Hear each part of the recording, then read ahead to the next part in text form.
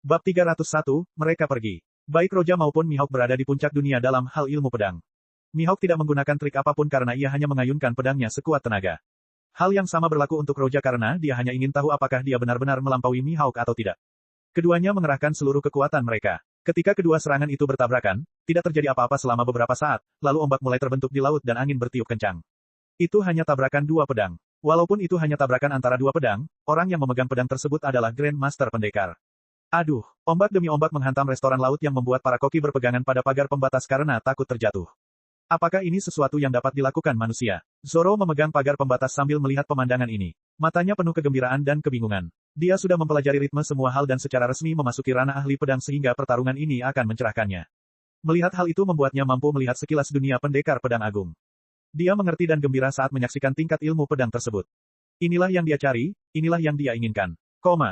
Roja dan Mihawk berdiri di depan satu sama lain saat kapal yang hancur menyebar ke seluruh lautan. Aduh, Mihawk tersenyum kecil ketika luka kecil muncul di tubuhnya dan darah menetes darinya. Di sisi lain, Roja berdiri tegak sambil memegang Sen Maboroshi.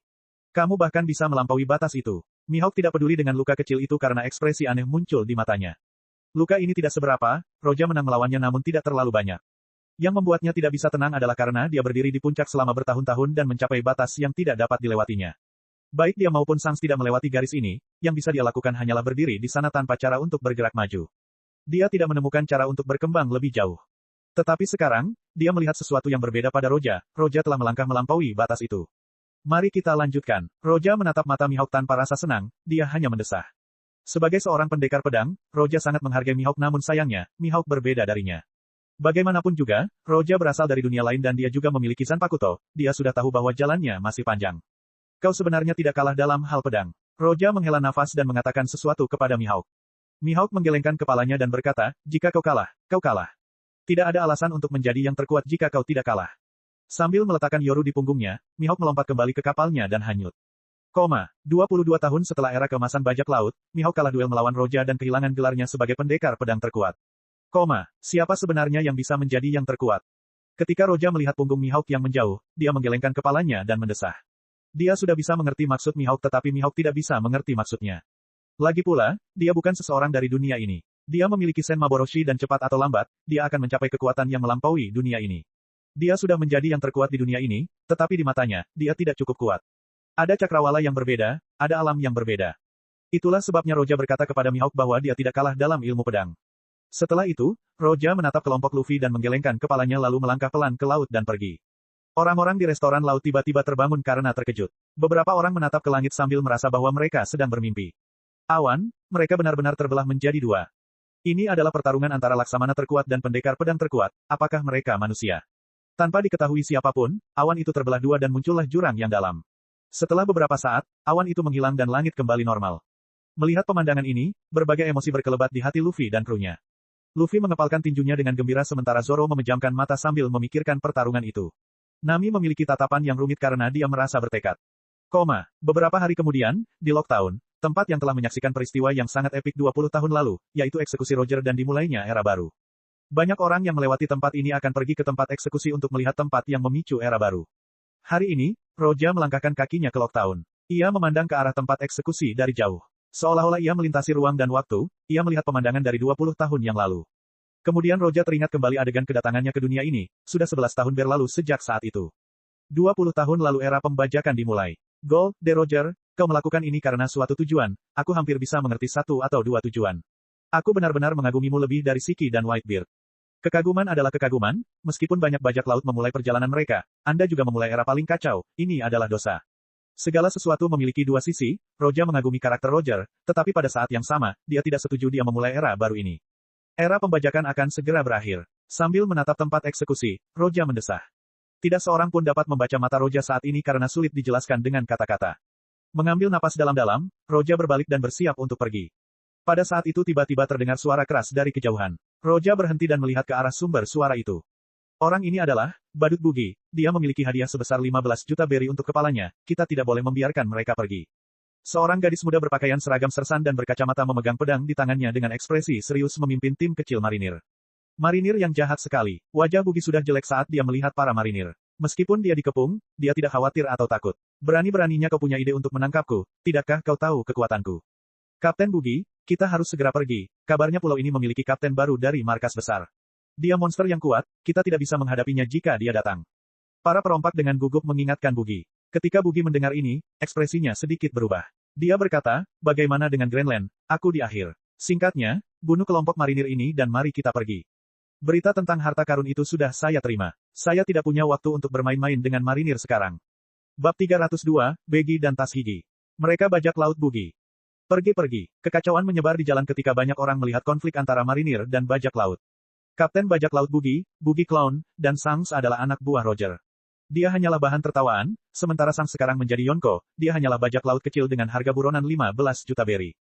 Namun, di wilayah Timur Biru, bahkan hadiah sebesar 15 juta saja sudah luar biasa. Setidaknya angka tersebut menakutkan bagi orang biasa. Atas perintah Bugi, krunya mulai menyerang marinir. Karena mereka adalah prajurit marinir biasa, mereka tidak dapat menahan serangan para bajak laut. Gadis marinir yang mengenakan kacamata, tas gigi, melihat ini dan tiba-tiba menggertakkan giginya dan menyerbu maju dengan pedangnya saat dia menyerang badut itu.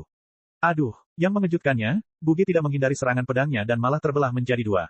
Aku terpotong menjadi dua, aku akan mati. Teriakan Bugi terdengar namun setelah beberapa saat, dia berhenti dan tubuhnya menempel kembali saat dia berkata, hahaha. Apa kau pikir aku takut dipotong? Baka. Tas gigi tercengang oleh ini. Dalam keadaan seperti itu, dia didorong mundur oleh Begi. Tas gigi awalnya takut, namun untungnya dia memiliki hati yang kuat, jadi dia mengerti apa yang baru saja terjadi. Orang itu, dia menggunakan buah iblisnya. Setelah ditendang Bugi, Tas gigi tertekan dan kesal sementara marinir melanjutkan pertarungan mereka. Saat pertarungan berlanjut, jalan-jalan menjadi kosong karena semua orang bersembunyi jauh. Ledakan, ledakan, berbagai suara tembakan terdengar, jalanan kacau balau. Lagi pula, para marinir ini hanyalah prajurit biasa. Mereka hanya bisa mengejar bajak laut Bugi, sementara para bajak laut itu bahkan tidak peduli pada mereka. Namun sayang, Bugi memilih rute yang sama dengan Roja. Roja berdiri di tengah jalan tanpa melangkah mundur sedikit pun. Bukankah mereka selalu mengatakan bahwa orang ini sangat beruntung? Lalu mengapa dia berlari ke arahku? Roja agak bingung. Keberuntungan Bugi dapat dilihat dalam cerita aslinya, keberuntungannya selalu terlalu baik dan sekarang dia berlari langsung ke arah Roja. Mungkinkah keberuntungan itu tidak berlaku di hadapannya? Pikiran aneh ini terlintas di benak Roja, tetapi dia tidak punya pikiran untuk memberi jalan. Dia berdiri di tengah jalan sambil melihat sekelompok bajak laut yang datang ke arahnya. Saat ini, Bugi dapat melihat Roja, bahkan Tas gigi dan marinir melihatnya, tetapi mereka tidak dapat mengenalinya karena peringkat mereka terlalu rendah. Hei, biarkan mereka lewat atau mereka akan membunuhmu. Tas gigi bergegas maju untuk memperingatkan Roja tetapi terkejut melihatnya tidak melarikan diri. Saat itu, Roja melirik Tas gigi.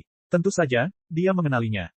Tas gigi, tidak salah lagi, Smoker seharusnya ada di sini sebagai kapten. Smoker tidak sering mendengarkan perintah, tetapi dia tidak memiliki kekuatan untuk mendukung tindakan tersebut, jadi posisinya naik turun. Jangan halangi jalan. Pada saat ini, Cabaji memegang pedangnya sambil berteriak pada Roja. Ketika dia melihat bahwa Roja tidak berniat membuka jalan, dia berkedip. Ledakan. Hampir pada saat ini, sebelum dia bisa memahami apa yang terjadi, dia terbang kembali dengan kekuatan besar. Setelah menabrak orang di belakangnya, dia terus bergerak mundur dan menghantam dinding. Apa yang telah terjadi? Ketika Bugi melihat ini, dia terkejut saat melihat Roja, tidak heran kamu menghalangi jalan. Ternyata kamu sedikit terampil, tetapi tidak semudah itu bagi marinir untuk menangkapku yang hebat. Bugi mendengus, di East Blue, orang yang membuatnya takut belum lahir.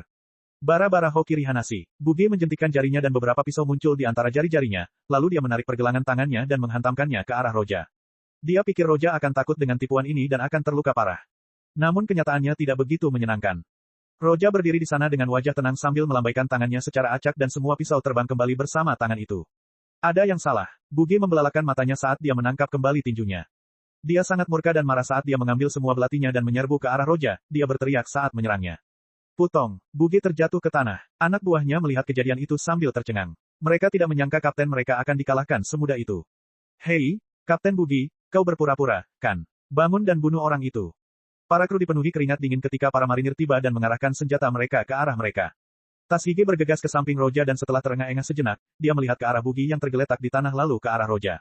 Luar biasa. Roja melambaikan tangannya. Ia bahkan tidak bergerak sedikit pun, seolah-olah apa yang dilakukannya semudah meminum air yang membuat para marinir menatapnya dengan kagum. Mereka tidak menyangka Roja begitu kuat. Memeriksa Bugi yang pingsan, Tas gigi menatap Roja dan menunjukkan senyum terima kasih banyak. Orang ini adalah pengguna buah iblis, gunakan borgol Kairoseki dan gunakan borgol normal untuk yang lain. Roja memandang Tas gigi dan kemudian ke marinir di sebelahnya. Ya, Tuan. Marinir itu menjawab tanpa sadar, tetapi setelah memikirkannya, dia bertanya pada dirinya sendiri. Mengapa aku hanya mendengarkan perintahnya? Tetapi ketika dia hendak membuka mulutnya, dia berbalik dan menatap lantai dan tidak tahu mengapa dia merasa harus mengikuti perintahnya. Tas gigi terperanjat, kalau Roja yang memberi perintah, apa yang dia lakukan di sini? Bab 303, Perokok. Roja berdiri di sana saat dia memberi perintah, sementara para marinir tidak tahu mengapa mereka tidak dapat menentang kata-katanya. Tas gigi tertegun cukup lama. Ia merasa bahwa ini wajar saja dan tidak tahu alasannya. Ia akhirnya terbangun ketika sekelompok besar marinir yang dipimpin oleh Smoker tiba di jalan. Smoker-san. Melihat Perokok, Tas gigi tidak dapat menahan diri untuk menyebut namanya. Akan tetapi dia tidak memperdulikannya, sebaliknya tatapannya tertuju pada Roja. Roja melirik Smoker dan berkata, kenapa kamu terlambat sekali? Mereka hampir kabur. Mereka tidak akan bisa, bagaimana mungkin kamu punya waktu untuk berada di sini? Smoker tidak bertemu Roja untuk waktu yang lama. Sejak dia meninggalkan markas, dia telah melakukan berbagai tugas dan jabatannya naik turun. Dia pernah mencapai posisi Laksamana muda tetapi sekarang dia adalah seorang kapten. Dia semakin menjauh dari Roja yang membuat mereka sulit bertemu satu sama lain. Oh, pantas saja kamu masih menjadi kapten sekarang. Roja sama sekali tidak marah pada Smoker saat dia bercanda, dengan sikapmu itu sudah diduga. Smoker mengambil cerutu dari mulutnya dan menggelengkan kepalanya tanpa daya, jadi kau di sini untukku. Aku menangkap semua bajak laut yang lewat saat aku di sini. Roja tersenyum dan berkata, kamu melakukannya dengan baik. Pada saat ini, Tas gigi tidak dapat menahan diri untuk tidak melihat ke arah Smoker dan bertanya. Itu, Smoker-san, dia adalah. Smoker menatapnya dan berkata, dialah orang yang paling kamu kagumi. Hah, mata Tas gigi membelalak karena dia tidak percaya. Kemudian dia menatap Roja dan tampaknya dia akhirnya bereaksi. Dia menatap Roja dengan sangat gembira dan suaranya mulai terputus-putus dan bergetar. Kamu, Perokok, kamu terlalu keras pada mereka. Roja menatap Tas gigi tanpa berkata apa-apa lalu berbalik menatap Smoker. Smoker mengangkat bahu dengan ekspresi, aku tahu. Di pangkalan marinir di Locktown, yang merupakan pangkalan biasa yang berbeda dari markas besar, semua peserta pelatihan marinir sangat bersemangat. Sesekali, mereka mengintip ke pintu sementara wajah mereka penuh kekaguman dan kekaguman. Di dalam ruangan, Roja dan Smoker bersama beberapa orang lainnya berdiri saling berhadapan. Bagaimana perasaanmu di sini? Roja dengan santai menatap para marinir di bawah sambil bertanya kepada Smoker. Dia tidak melihat Smoker selama bertahun-tahun. Karakter Smoker sangat tangguh, dia tidak menerima perintah yang tidak masuk akal. Orang-orang seperti Ain dan Hinakini memiliki posisi yang lebih tinggi daripada cerita aslinya. Mereka pada dasarnya tinggal di markas besar sambil menjadi bawahan Roja. Untungnya, di sini lebih baik daripada tempat berasap lainnya. Smoker mengembuskan asap cerutunya sambil berkata. Roja tentu tahu apa yang Smoker bicarakan, tetapi dia tidak peduli dan tersenyum, saya pikir Anda benar-benar memenuhi syarat untuk mengatakan ini. Wajah Smoker menegang saat dia berkata, ini tidak sama. Roja tersenyum dan menoleh ke arah Tas gigi yang berdiri di sampingnya dan berkata, bukankah dia mengatakan tempat berasap, bukankah tempat ini penuh dengan asap? Tas gigi berdiri di sana sementara dahinya dipenuhi keringat dingin. Saat mendengar pertanyaan Roja, dia tidak bisa menjawab untuk waktu yang lama. Tas gigi mengagumi dua orang di marinir, yang pertama adalah Smoker yang sering menjaganya, dan yang satunya lagi adalah Roja, sang pedang hantu yang tidak berani dilawan oleh semua bajak laut hanya karena mendengar namanya. Sejak Roja mulai mengabdi di Angkatan Laut sebagai Laksamana, ia merekrut Fujitora yang setidaknya sama kuatnya dengan seorang Laksamana. Dalam kurun waktu ini pula, Angkatan Laut menjadi lebih kuat yang menekan para bajak laut. Setidaknya tahun-tahun ini laut jauh lebih baik daripada tahun-tahun sebelumnya.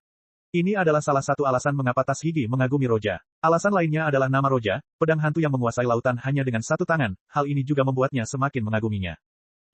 Smoker-san terlalu banyak merokok. Di bawah senyuman lembut Roja, Tas gigi merasakan dirinya sedikit pulih dari ketegangan saat dia menjawab Roja dengan senyuman cemberut. Batuk. Perokok itu hampir tersedak oleh asap dan tak dapat menahan diri untuk melebarkan matanya ketika melihat Tas gigi. Sebenarnya, Smoker-san melakukan pekerjaannya dengan serius. Setiap kali kita pergi menangkap bajak laut, dialah orang pertama yang bertindak. Tas gigi menatap Smoker sembari dia menarik kartu orang baik. Roja melihat ini dan tidak bisa menahan tawa, sementara garis-garis hitam muncul di kepala Smoker. Apa yang lucu? Merokok itu bagus untuk menjadi pusat perhatian. Tidak ada yang berubah sama sekali. Aku baru saja mendengar bahwa kau bertarung dengan Mihawk dan merebut gelar pendekar pedang terkuat darinya, benarkah? Kata Smoker pada Roja. Kalimat ini sama sekali tidak membuat Roja bereaksi, dia hanya tertawa.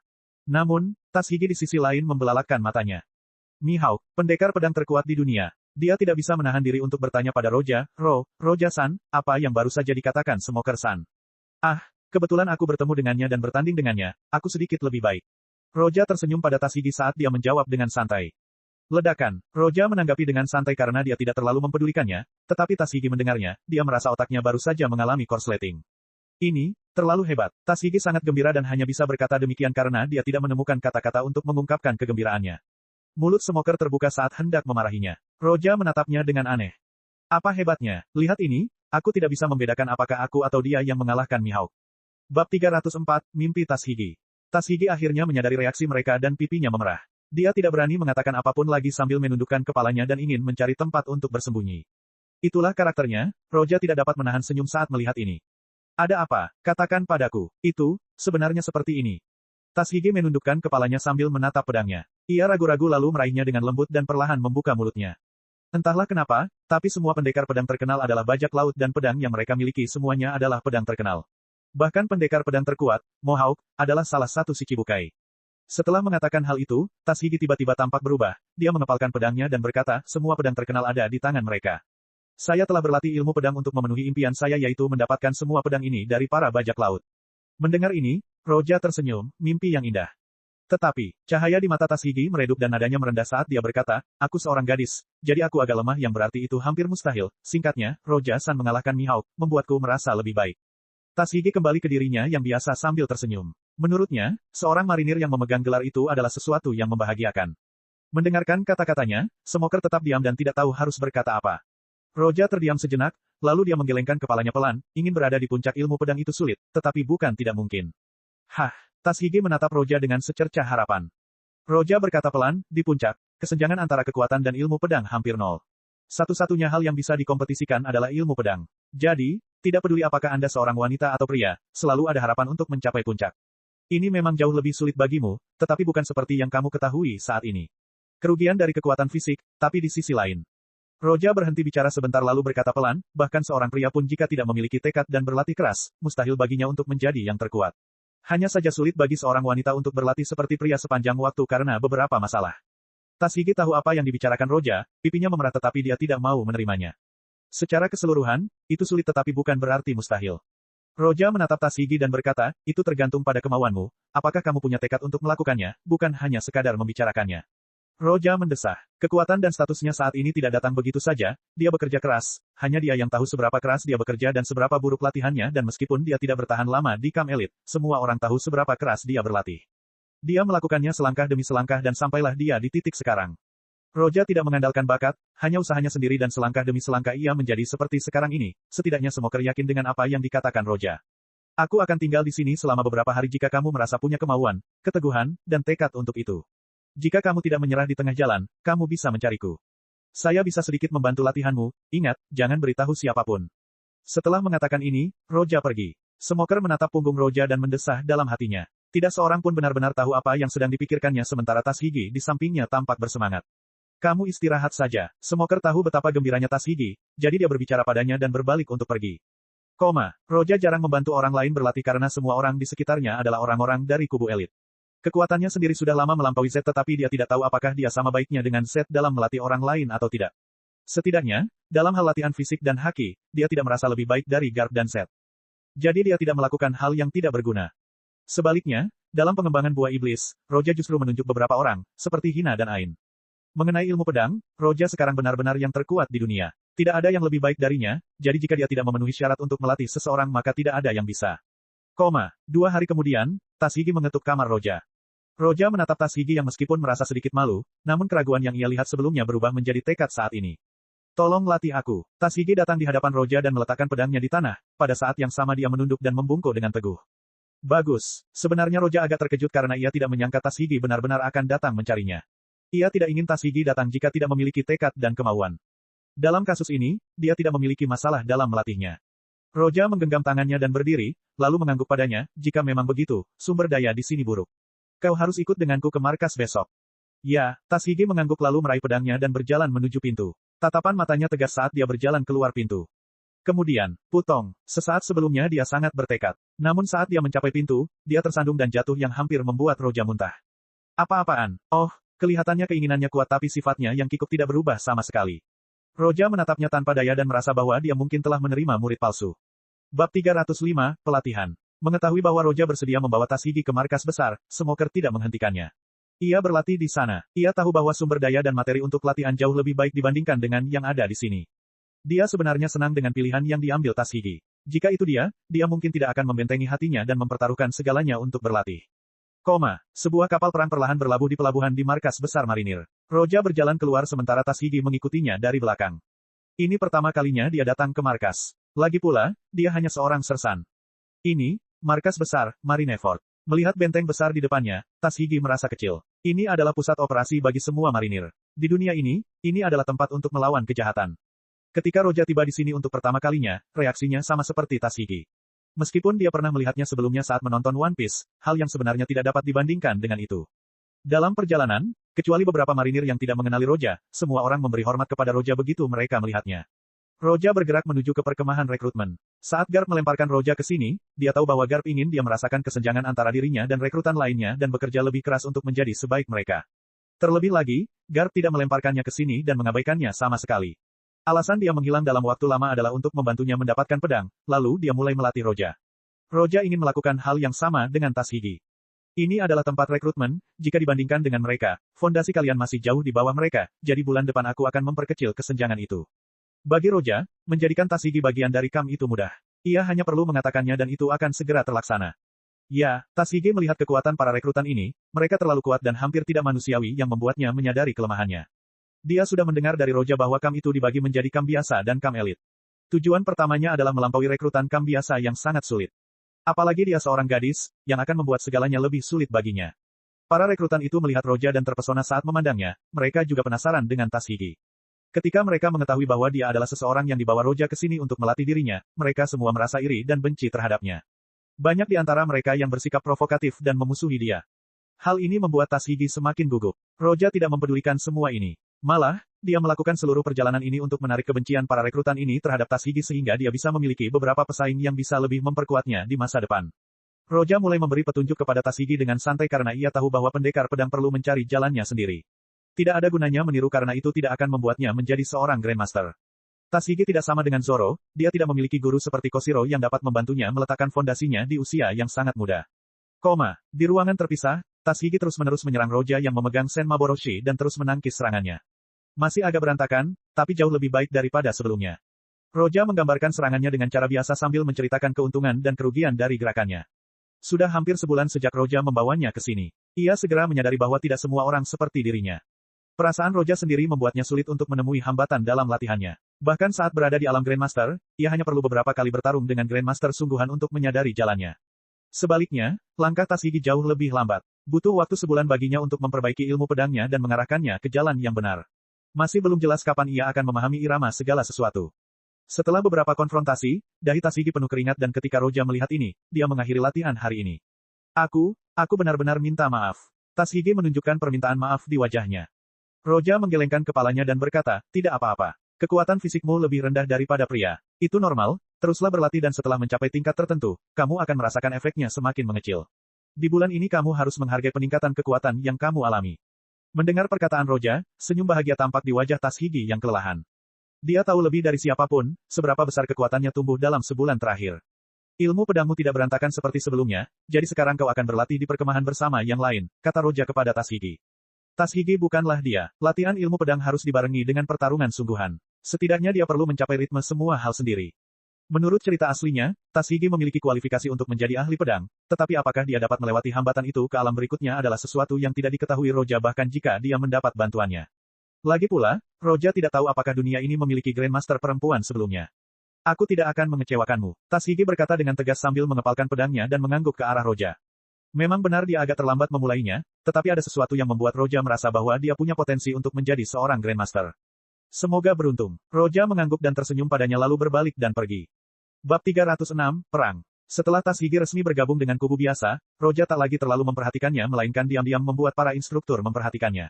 Roja membawa seorang sersan kembali ke markas besar dan melatihnya selama sebulan dengan cepat menyebar ke seluruh markas. Wajar saja jika Kizaru dan Aokiji sesekali membawa bakat luar biasa, tetapi yang dibawa Roja adalah seorang gadis. Hal ini membuat orang-orang penasaran dengan hubungan mereka. Sebagai marinir terkuat dalam sejarah, siapa yang bisa membuatnya begitu tertarik? Banyak orang yang sangat penasaran dengan hal ini, terutama Aokiji yang diam-diam mengamati Tashigi. Setelah pengamatan yang cermat, dia bisa tahu bahwa Tashigi tidak kuat. Namun, dia memiliki keinginan untuk menjadi lebih kuat yang membuat potensi masa depannya tidak diketahui.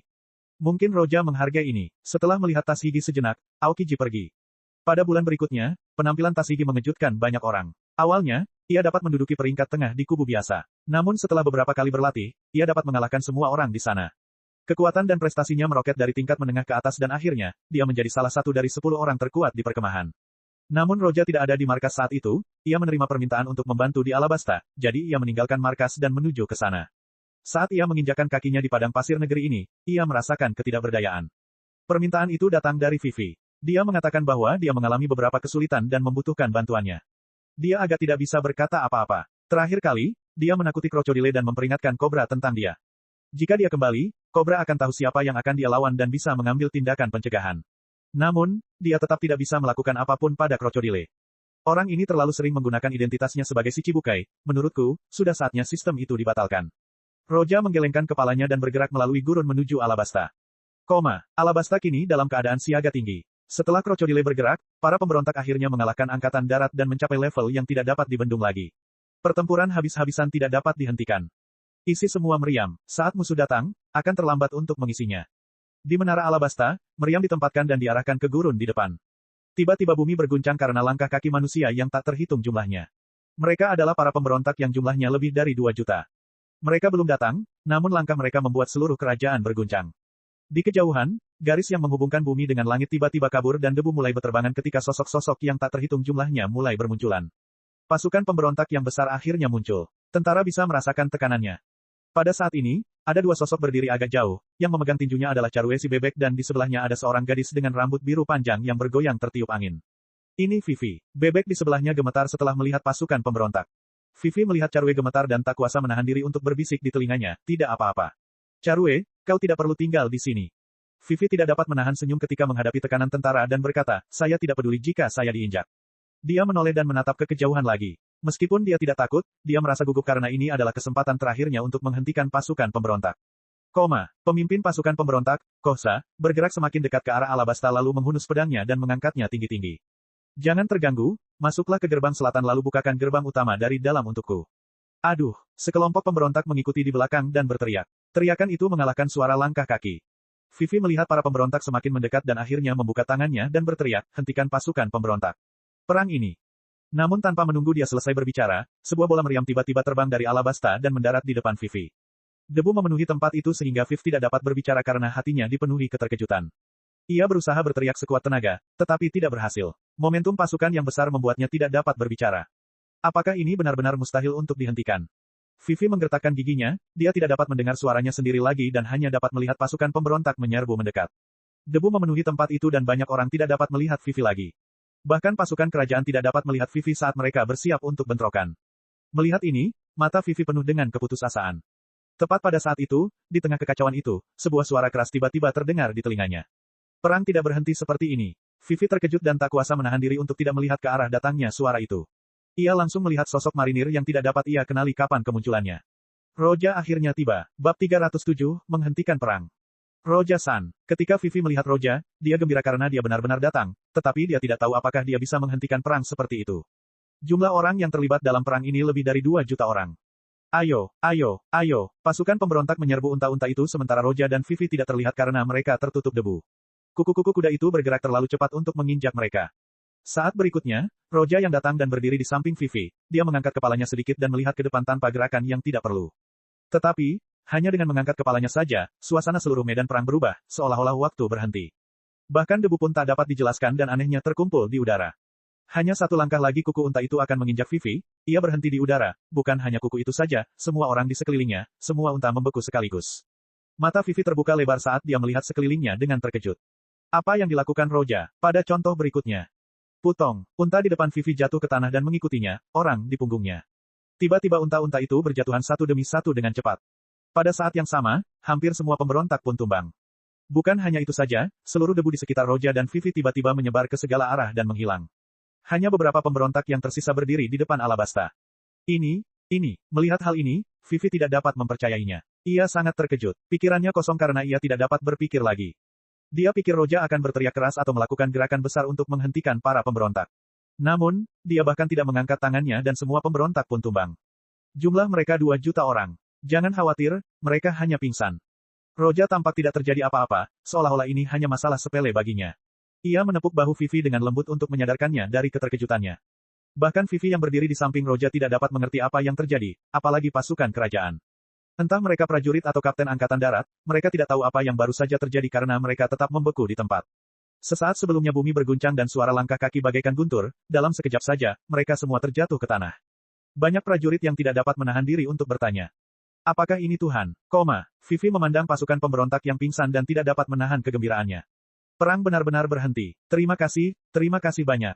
Vivi menatap Roja dan mengucapkan terima kasih dengan penuh semangat. Ia tidak bisa lagi tenang. Bahkan suaranya bergetar saat berbicara. Roja tersenyum tipis dan menggelengkan kepalanya pada saat yang bersamaan. Roja tidak punya dendam terhadap Krokodile. Krokodile memang membunuh banyak bajak laut baru yang membuat babak pertama Grandland sedikit lebih tenang, itu sebabnya dia tidak membunuhnya terakhir kali. Meskipun ini tidak ada hubungannya dengan dia, Krokodile tidak mendapat peringatan terakhir kali. Setelah beberapa saat, Vivi akhirnya tenang dan teringat sesuatu, dia ingin mengatakan sesuatu tetapi terhenti dengan ekspresi ragu di wajahnya. Apa itu? Roja bertanya pada Vivi dengan aneh. Vivi merasa hatinya campur aduk karena merasa cemas, tetapi dia tidak tahu bagaimana mengatakannya. Bisakah dia mengatakan bahwa sekelompok bajak laut pergi untuk melawan Krokodile dan dia ingin Roja menyelamatkan mereka? Tidak main-main, Roja adalah seorang laksamana. Krokodile masih melanjutkan rencananya. Dia benar-benar terlalu sering menggunakan posisinya sebagai si cibukai. Roja menatap Vivi dengan aneh sambil menggelengkan kepalanya. Ketika Roja menyebutkan hal ini, ekspresi Vivi berubah semakin cemas. Oh, Roja bukan orang bodoh. Setelah memperhatikan ekspresi Vivi, dia berpikir sejenak dan mendesah saat mengingat sesuatu dan melepaskan Kenbun Soku haki miliknya. Setelah beberapa saat, dia menemukan beberapa kehadiran yang dikenalnya, dia menarik kembali hakinya dan menggelengkan kepalanya. Aku telah banyak berubah dalam cerita aslinya. Mereka benar-benar memasuki Grandland dan sampai di sini. Di kota itu, Krokodile bersama para anggota Baroque Works sedang bertarung melawan bajak laut topi jerami. Roja melirik Vivi dan bertanya, apakah kamu khawatir tentang Luffy dan yang lainnya? Vivi hampir mengangguk langsung tetapi akhirnya dia berhenti. Melihat hal ini Roja menggelengkan kepalanya dan berkata, jangan khawatir, mereka akan menang. Lagi pula, aku tidak akan menangkap mereka, mereka berbeda. Vivi menatap Roja dengan heran. Tiba-tiba ia merasa bahwa Roja lebih tahu tentang Luffy daripada dirinya. Vivi ragu sejenak, mereka tidak dapat menahan diri untuk bertanya, apakah kamu mengenal mereka? Lagi pula, sebagai seorang laksamana, kelompok bajak laut seperti Luffy seharusnya tidak begitu dikenal Roja. Tidak ada sedikit pun rasa permusuhan dalam kata-katanya. Tentu saja aku mengenal mereka. Vivi mendengar perkataannya, seorang laksamana yang terkenal itu langsung mengakui bahwa dia mengenal kelompok bajak laut. Vivi terkejut saat menatapnya dengan bodoh. Bagaimana kau bisa kenal Luffy? Luffy, Roja memutar matanya dan berkata, saya pamannya. Bab 308, Tekad. Mendengar bahwa Roja sebenarnya adalah paman Luffy, Vivi tidak dapat menahan keraguannya terhadap dunia yang dikenalnya dan pengetahuannya sendiri dalam kehidupan ini. Pada saat ini, orang-orang akhirnya menyadari keberadaan Roja dan Vivi. Meskipun gurun dipenuhi oleh pasukan pemberontak, di tengah-tengah mereka berdiri Roja dan Vivi. Hal ini membuat mereka menjadi pusat perhatian. Melihat seragam Roja Mari, para kapten pasukan Alabasta saling memandang lalu mengambil napas dalam-dalam dan segera keluar dari tembok kota. Mereka pertama-tama melihat Vivi lalu melihat Roja di sampingnya. Mereka semua pernah melihatnya sebelumnya. Pedang Hantusan, terima kasih banyak sudah datang secepat ini. Para kapten tidak terlalu terkejut dengan kekuatan Roja saat mereka berterima kasih padanya. Jika para pemberontak memasuki kota, darah tak berujung akan tertumpah. Pada saat ini, Vivi akhirnya tenang dan menatap Roja dengan cemas dan tidak dapat menahan diri untuk bertanya, Roja-san, apakah menurutmu mereka bisa menang? Mungkin, Roja menggunakan nada positif sebelumnya, tetapi sekarang dia kesulitan untuk terdengar santai. Roja tersenyum pada Vivi dan berkata, karena kamu begitu khawatir, mengapa kita tidak pergi ke sana dan melihatnya? Vivi mengangguk dan memasuki Alabasta bersama Roja sementara pasukan mengikuti di belakang dan tidak berani bergerak maju. Di sebuah jalan yang sepi, dua orang saling berhadapan. Salah satunya adalah Dasbones yang juga dikenal sebagai Mersatu sementara yang lainnya adalah Zoro yang memegang 3 pedang dan menatapnya dengan acuh tak acuh. Dasbones menatap Zoro dengan tenang saat dia berkata, aku tidak ingin mengecewakanmu, tapi aku tidak pernah terluka oleh pendekar pedang sejak aku memakan buah iblisku. Benarkah begitu? Zoro berdiri diam sambil menatap Dasbones dengan pandangan acuh tak acuh lalu berkata dengan dingin, itu karena kau belum pernah bertemu denganku sebelumnya. Kalian semua hanya omong kosong. Dasbones berkata lalu bergegas menuju Zoro saat jari-jarinya berubah menjadi bilah-bilah tajam. Aduh, Zoro menarik pedangnya sedikit dan melompat mundur sedikit. Ternyata tubuhmu terbuat dari baja, apakah kau pedang besar atau semacamnya? Zoro menatap Dasbones dan matanya sedikit berbinar. Dasbones berkata dengan dingin, apakah kamu takut sekarang? Tapi sudah terlambat, mari kita lihat berapa lama kamu bisa bertahan. Jangan khawatir, Zoro mengambil pedang dan memasukkannya ke dalam mulutnya sementara dia memegang 2 pedang lainnya di tangannya. Maksudku, kau bahkan tidak punya kualifikasi untuk menghadapiku. Santoryu, Hyakuhachi Pounho. Pada saat berikutnya, ketiga pedang bergerak bersama dalam ayunan melingkar yang meluncurkan 3 energi pedang yang berputar ke arah Dasbones. Dasbones merasakan kekuatan serangan ini dan merasa ngeri, tetapi sayangnya, sudah terlambat untuk melarikan diri. Pada saat yang sama, dia yakin dengan kemampuan buahnya, jadi dia menyilangkan lengannya untuk menahan serangan itu. Aduh, serangan Zoro menembus dan tubuh baja itu tidak dapat menahan ketajamannya yang membuat darah berceceran di mana-mana. Mustahil. Mata Dasbones terbelalak tak percaya saat dia terjatuh ke tanah. Tidak ada yang tidak mungkin. Zoro teringat saat ia masih kecil dan bertarung melawan Roja yang menggunakan ranting pohon untuk mengalahkannya dengan mudah. Ia berkata dengan acuh tak acuh, aku tidak punya waktu untuk bermain denganmu. Zoro sudah memasuki kondisi ritme segala sesuatu yang memberinya kemenangan mudah dan cepat. Diikuti oleh Usopp, Sanji, Nami, dan akhirnya giliran Luffy. Di tengah alun-alun, Luffy mengangkat kakinya ke langit dan menghantamkannya ke krokodile. Kakinya penuh dengan darah yang membuat krokodile tidak dapat menggunakan logianya untuk menghindari serangan itu. Luffy jauh lebih kuat daripada di cerita aslinya dan meskipun begitu, ia hampir tidak bisa melawan Zoro saat ini. Akhirnya Luffy berhasil mengalahkan krokodile. Lihat, aku bilang tidak ada masalah, kan? Roja membawa Vivi ke tempat Luffy bertarung dan mengangkat bahu ke arah Vivi yang cemberut. Vivi akhirnya merasa senang. Kobra pun datang dan melihat buaya yang kalah dan tak dapat menahan batuk 2 kali. Saya malu. Jelas bahwa dia tahu tentang musuhnya tetapi dia tidak bisa berbuat apa-apa. Kobra merasa malu dengan fakta ini karena dia merasa tidak layak menjadi Raja Alabasta. Ayah, apa kabar? Vivi melihat Kobra terbatuk dan tak kuasa menahan diri untuk bertanya dengan khawatir dan bergegas pergi ke sisinya, namun Kobra melambaikan tangannya dan memberi isyarat bahwa dia baik-baik saja. Roja menatap Kobra dan tidak menghiburnya. Meskipun krokodile adalah masalah pribadinya, Kobra tetap tidak bisa berbuat apa-apa meskipun mengetahui musuhnya tidak pantas menjadi seorang raja. Ya, ini juga normal. Ayo, ayo, ayo. Pada saat ini, marinir akhirnya datang. Ketika dia melihat Roja, dia tinggal sebentar lalu cepat-cepat berlari.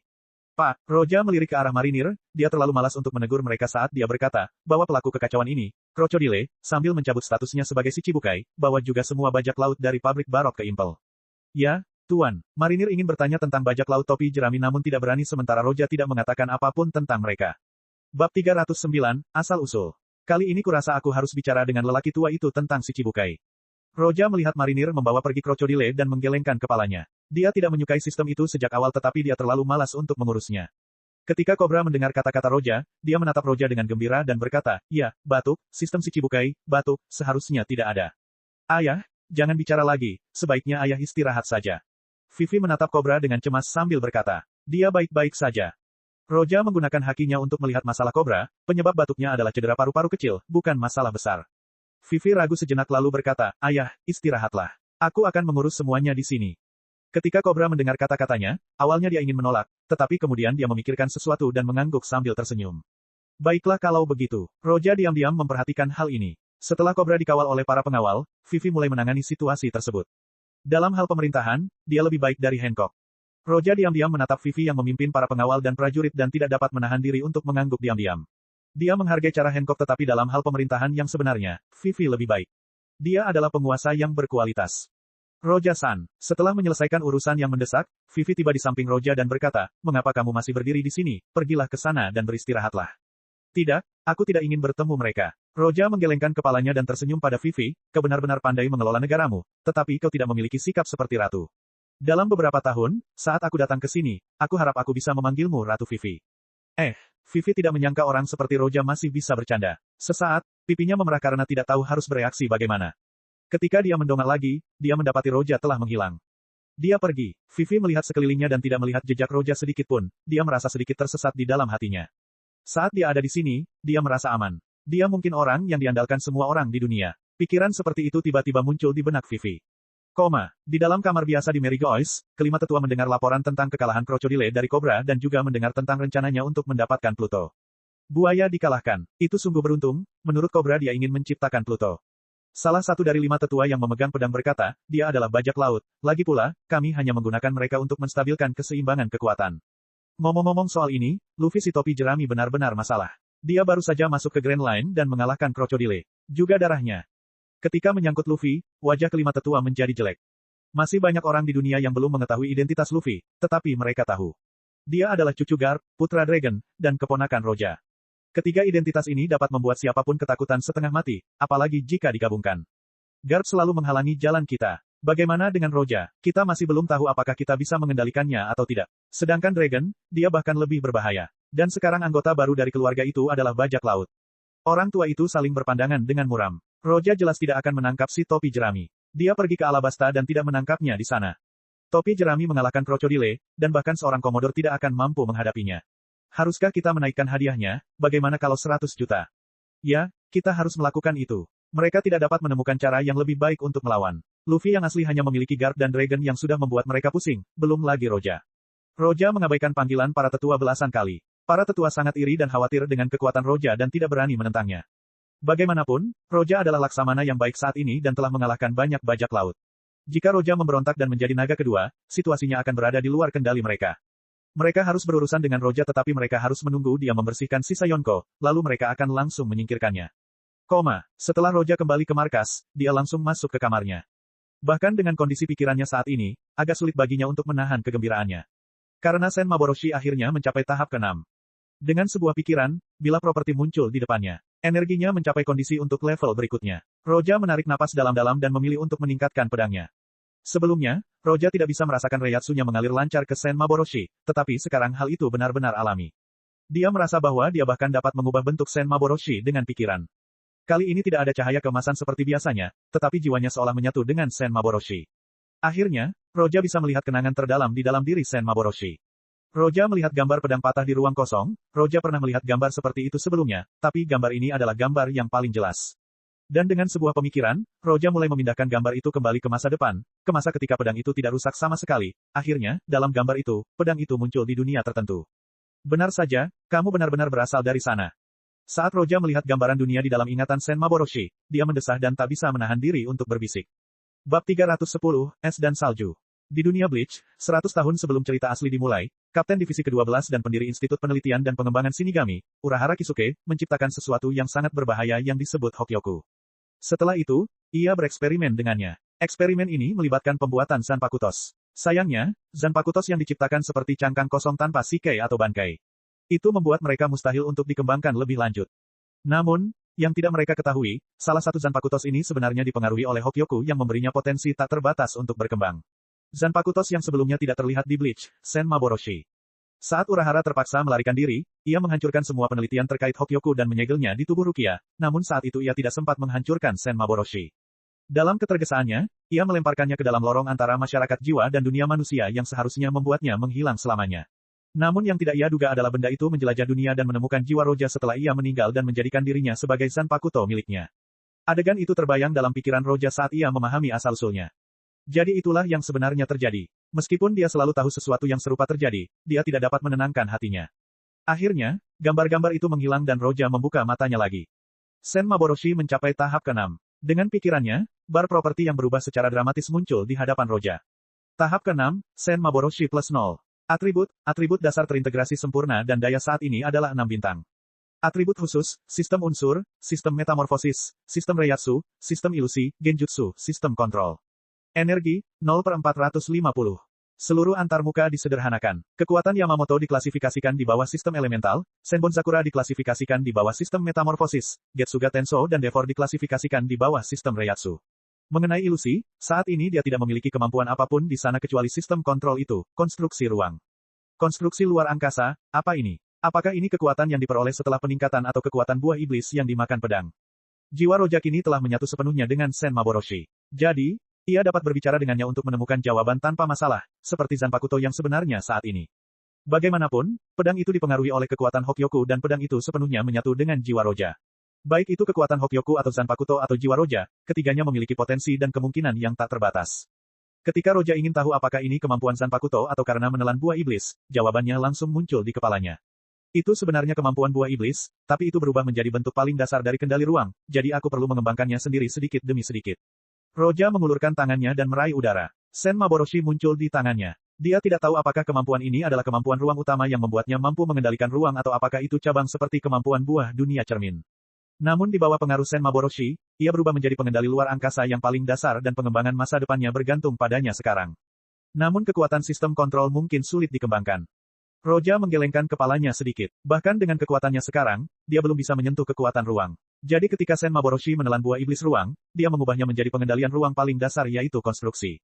Namun, kesulitan di sini cukup berarti karena dengan cara apapun ia mengembangkannya, itu akan menjadi sangat kuat. Apakah ia mengembangkannya untuk menciptakan kekosongan seperti yang ia ingat atau untuk melakukan perjalanan antar dimensi atau bahkan kekuatan Kamui milik Uchiha Obito? Setiap kemungkinan ini sungguh menakjubkan. Selain kontrol ruang dasar, haruskah ada kemampuan lain? Roja bertanya dalam hatinya, buah luar angkasa seharusnya memiliki kemampuannya sendiri, dan jika digunakan oleh Sen Maboroshi tanpa berubah, itu tidak akan menjadi beban baginya. Kemampuan Sen Maboroshi terkait dengan tahapan yang dilaluinya, semakin tinggi tahapannya, semakin banyak kemampuan yang bisa diperolehnya. Tentu saja, Roja mendapat jawaban atas pertanyaannya. Kemampuannya ada dalam sistem ilusi, tetapi karena ada haki di sini, tidak akan ada efek apapun saat menggunakannya jadi dia akan melihatnya nanti. Mengenai atribut emas, Roja sekarang tahu apa itu sebenarnya adalah Final Getsuga Tenso, yang bersifat permanen. Itu adalah kekuatan terkuat di dunia Bleach. Beban kemampuan ini tentu sangat besar dan dia harus mencapai tahap ke-9 untuk benar-benar bisa mendapatkannya dan masih kesulitan menggunakannya. Kali ini halaman ekstraksi atribut dihilangkan dan setelah beberapa kedipan, bilah properti kembali ke keadaan semula. Kemampuan baru telah ditambahkan ke sistem elemental. Sistem elemen, es dan salju, Daiguren Hyorimaru, Haka no Togem. Oh, dua kemampuan di saat yang sama. Melihat kemampuan es dan salju, Roja menyentuh dahinya karena dia benar-benar berpikir untuk mendapatkan dua kemampuan di saat yang sama, dan itu benar-benar terjadi. Dua kemampuan itu berada di bawah sistem es dan salju, yang satu adalah yang terkuat dan yang lainnya adalah yang terindah tetapi di mata Roja keduanya kuat. Satu-satunya masalahnya adalah dia menginginkannya menjadi kemampuan dalam sistem kontrol. Sepertinya di saat-saat terakhir, antara kemampuan kontrol dan kemampuan ganda, yang terakhir dipilih. Roja menggelengkan kepalanya tak berdaya. Keinginan untuk mendapatkan dua kemampuan kontrol agak serakah. Sen Maboroshi mungkin tidak dapat menanganinya, tetapi dia dapat menangani keduanya. Ia cukup puas dengan kemampuan es dan salju yang ia peroleh. Lagi pula, ia dapat menggunakan 2 atau 3 bangkai secara bersamaan, jadi itu sama sekali tidak menjadi beban baginya. Bab 311, Daiguren Hyorimaru. Setelah dia mendapatkan kekuatan konstruksi luar angkasa dan kekuatan es dan salju, Roja mulai berlatih. Dia mengetahui bahwa konstruksi luar angkasa akan membutuhkan waktu 2 hingga 3 tahun untuk menjadi sekuat yang dia inginkan, jadi dia mengesampingkannya dan mulai berlatih menggunakan 3 bangkai secara bersamaan. 3 bangkai, seperti yang tersirat dalam kata-katanya, dia ingin menggunakan Daiguren Hyorimaru, Haka no Togem, dan Senbon Sakura Kageyoshi pada saat yang bersamaan. Jika kupikir-pikir, kemampuan bangkai baru dalam beberapa aspek dianggap sebagai kemampuan pengendalian suhu, sama seperti Ryujin Jaka. Cara pertama menurunkan suhu hingga mencapai 0 mutlak, sedangkan cara kedua menaikkannya hingga tingkat tak terbatas. Roja duduk bermeditasi sambil mulai berpikir, sebagai suatu lintasan, pemikirannya terbatas pada permukaan kemampuan, tetapi ia dapat berpikir secara mendalam tentang setiap kemungkinan. Api dan es hanyalah kemampuan elemen sederhana, tetapi jika dia dapat mengendalikan suhu menggunakan keduanya, bukankah itu akan menjadi kemampuan dalam sistem kendali? Segala sesuatu mempunyai suhu, dan suhu tersebut akan mempengaruhi pergerakan partikel, semakin cepat pergerakannya, semakin tinggi suhunya, dan begitu pula sebaliknya. Batas terendah pergerakannya adalah 0, dalam hal ini adalah 0 mutlak, tetapi kecepatannya dapat ditingkatkan tanpa batas, jadi tidak ada batasan untuk suhu, apakah itu dalam ribuan atau jutaan, tidak ada batas sama sekali. Tidak ada batasan pasti seberapa tinggi suhu yang bisa dicapai. Roja memikirkan hal ini dan sempat terkejut sebelum mengambil keputusan. Saya perlu mengubah lokasi. Roja melihat sekeliling karena ia ingin mempelajari kemampuan ini lebih lanjut, dan tentu saja, mustahil untuk mencoba hal-hal di sini. Jika ia ceroboh sedetik saja, ia mungkin akan menghancurkan markas besar. Roja meninggalkan markas sendirian. Ia bergerak di sepanjang sabuk tenang hingga menemukan pulau tak berpenghuni, lalu ia membawa Sen Maboroshi keluar. Secara kebetulan, ia menemukan seekor harimau dan singa raksasa. Binatang itu merasakan kehadiran Roja dan langsung menghampirinya karena ingin menyantapnya. Roja tidak melihatnya, dia hanya menaruh Sen Maboroshi di depannya dan berkata, "Duduklah di atas langit yang beku, Hyorimaru." Aduh! Kekuatan ini benar-benar berbeda dengan milik Ryujin Jaka. Dalam sekejap, Sen Maboroshi berubah menjadi warna biru muda dan di sekelilingnya, es tebal dan keras mengembun. Bahkan suhu di sekelilingnya pun turun dengan cepat. Petik 2 tanda tanya petik 2. Binatang itu memiliki beberapa tanda tanya di kepalanya, ia merasa ada sesuatu yang salah, tetapi ia tidak menyerah dan masih ingin memakan Roja. Roja menatap Sen Maboroshi di tangannya sampai cakar binatang itu hampir mencapai kepalanya. Aduh, Roja tidak menyerang menggunakan ilmu pedangnya, sebenarnya binatang itu dibekukan. Aduh, Roja sedikit terkejut dengan kekuatan binatang buas ini. Binatang buas itu tidak benar-benar mati, tetapi malah memecah es.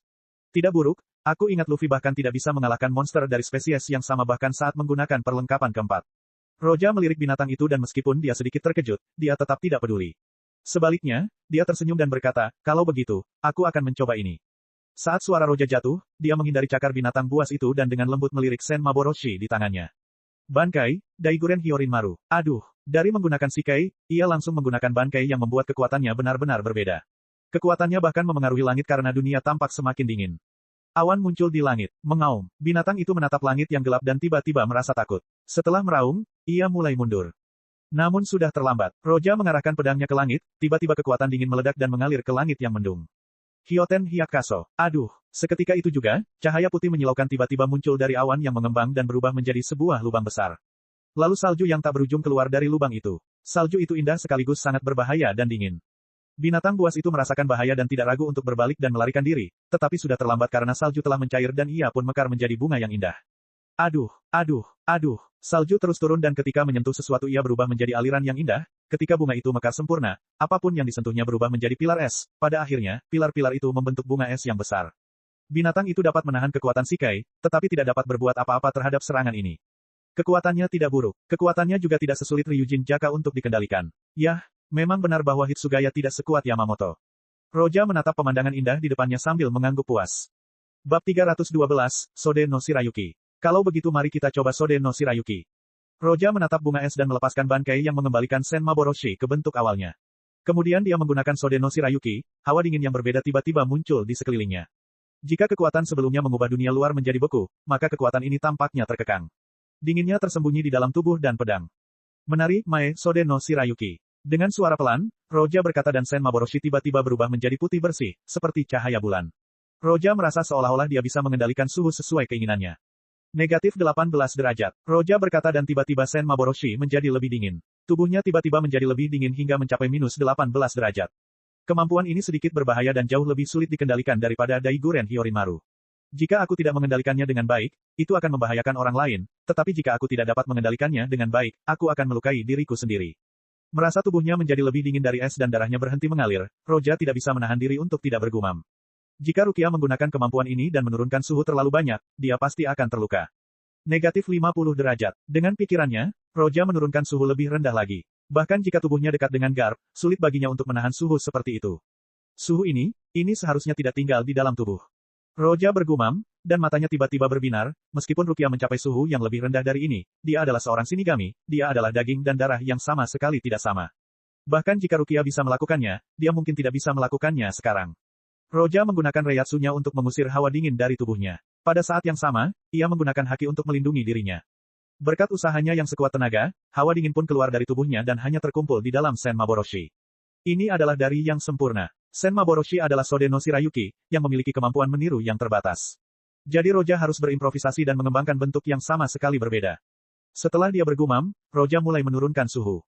Dari minus 50 hingga minus 100, dari minus 100 hingga minus 150. Saat suhu semakin turun, tangan Roja semakin memutih meskipun dia menggunakan hakinya secara maksimal untuk melindungi tangannya. Suhu berhenti turun mendekati nol mutlak yang benar-benar sulit dicapai. Sungguh sulit mencapai titik nol mutlak, tidak peduli seberapa keras ia berusaha. Ini seharusnya tidak menjadi masalah, aku dapat memperkirakan bahwa titik nol mutlak Rukia terlalu dekat dengannya, tetapi sebenarnya bukan titik nol mutlak.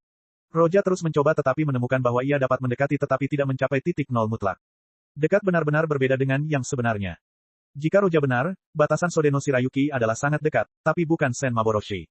Absolute Zero terlalu berbahaya, dan di atas itu seharusnya ada dua level lagi, membekukan ruang, dan membekukan waktu. Mari kita coba. Roja berhenti menurunkan suhu dan menahan Sen Maboroshi dan berjongkok, lalu menancapkannya ke tanah. Aduh, sedetik kemudian, hawa dingin yang mengerikan menyebar ke seluruh daratan seolah-olah zaman es akan segera dimulai. Es dan salju menyebar ke seluruh pulau dalam sekejap dan bahkan menyebar ke laut. Hanya dalam beberapa detik, semuanya berubah menjadi es. Benar, level ini seharusnya cukup untuk membekukan siapapun. Roja menatap dunia penuh es di depannya dan tidak bisa menahan rasa kagum pada kekuatan Sode no Shirayuki, ini tampaknya lebih kuat dari Daiguren Hyorimaru. Rukia hanya bisa mempertahankan keadaan ini selama 4 detik, Roja mengandalkan kemampuan Sen Maboroshi untuk mengeluarkan hawa dingin dari tubuhnya. Hal ini membuatnya mampu mempertahankan kekuatan ini lebih lama dan kekuatannya juga hebat. Bankai, Haka no Togem. Roja menarik Sen Maboroshi keluar dari tanah dan mengangkatnya sambil berkata, tiba-tiba Reiatsu melonjak secara ekstrim saat dia menggunakan Bankai. Aduh, di tengah awan gelap, tiba-tiba muncul cahaya putih. Cahaya itu persis seperti cahaya bulan. Cahaya itu membuat garis yang menghubungkan langit dengan bumi yang menakjubkan. Cahaya putih menyebar di langit. Ini sebenarnya bukan cahaya, melainkan dingin, bukan es, melainkan dingin yang sesungguhnya. Roja melepaskan kekuatan Rukia secara ekstrim. Aduh, aduh. Di bawah kaki Roja, tanah hancur, tidak hanya membeku, benar-benar hancur karena kedinginan. Pulau itu tiba-tiba runtuh dan semuanya hancur. Jika digunakan dengan benar, kekuatannya tidak kalah dengan Ryujin Jaka. Melihat ini Roja hanya bisa menghela nafas. Pada akhirnya, Bankai jauh lebih kuat daripada Shikai. Kemampuan ini mendekati kekuatan Yamamoto. Faktanya, inti matahari bersuhu 15 juta derajat, tidak lagi berupa api, tetapi sebaliknya, itu adalah panas murni, kehancuran murni, sesuatu yang berada di atas unsur-unsur. Roja tidak mencoba menggandakan Bankai. Mereka adalah dua jenis kemampuan es dan salju yang berbeda. Sode no Shirayuki sangat cantik dan Daiguren Hyorimaru sangat kuat dalam mengendalikan dinginnya cuaca. Penggabungan keduanya mungkin jauh lebih kuat daripada penggabungan Ryujin Jaka dan Senbon Sakura Kageyoshi. Bab 313, Medan Dingin Ekstrim. Sebulan kemudian, di sabuk yang tenang, Roja berdiri dengan tenang di atas laut beku di bawah kakinya sementara Sen Maboroshi memegangi tangannya yang penuh retakan. Tiba-tiba retakan itu benar-benar pecah, tetapi terbentuk kembali ke keadaan semula. Bulan ini, Roja mencoba hampir semua kombinasi rilis ganda. Entah itu Daiguren Hyorinmaru dan Senbon Sakura Kageyoshi, Sode no Shirayuki dan Senbon Sakura Kageyoshi atau Daiguren Hyorinmaru dan Sode no Shirayuki, dia bahkan mencoba Sode no Shirayuki dan Ryujin Jaka juga Ryujin Jaka dan Daiguren Hyorinmaru.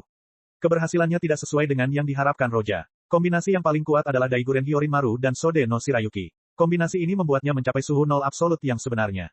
Dengan kekuatan ini, dia bisa menghancurkan apapun di depannya. Bahkan kombinasi lainnya mengembangkan kemampuan yang berbeda, mereka sangat kuat. Hanya saja, Ryujin Jaka dan Sode no Shirayuki tidak berhasil, atau dengan kata lain, ia tidak mampu menggabungkan keduanya secara sempurna. Meskipun Roja tahu teori di baliknya, yaitu jika ia menggabungkan api dan es, ia akan mampu mengendalikan suhu, ia tetap tidak bisa melakukannya. Mengetahui sesuatu dan melakukannya adalah hal yang berbeda. Untungnya, usahanya tidak sia-sia karena dia memperoleh sedikit pengetahuan tentang hal itu. Mengenai penggunaan 3 bangkai, Roja menyebutnya Extreme Cold Field.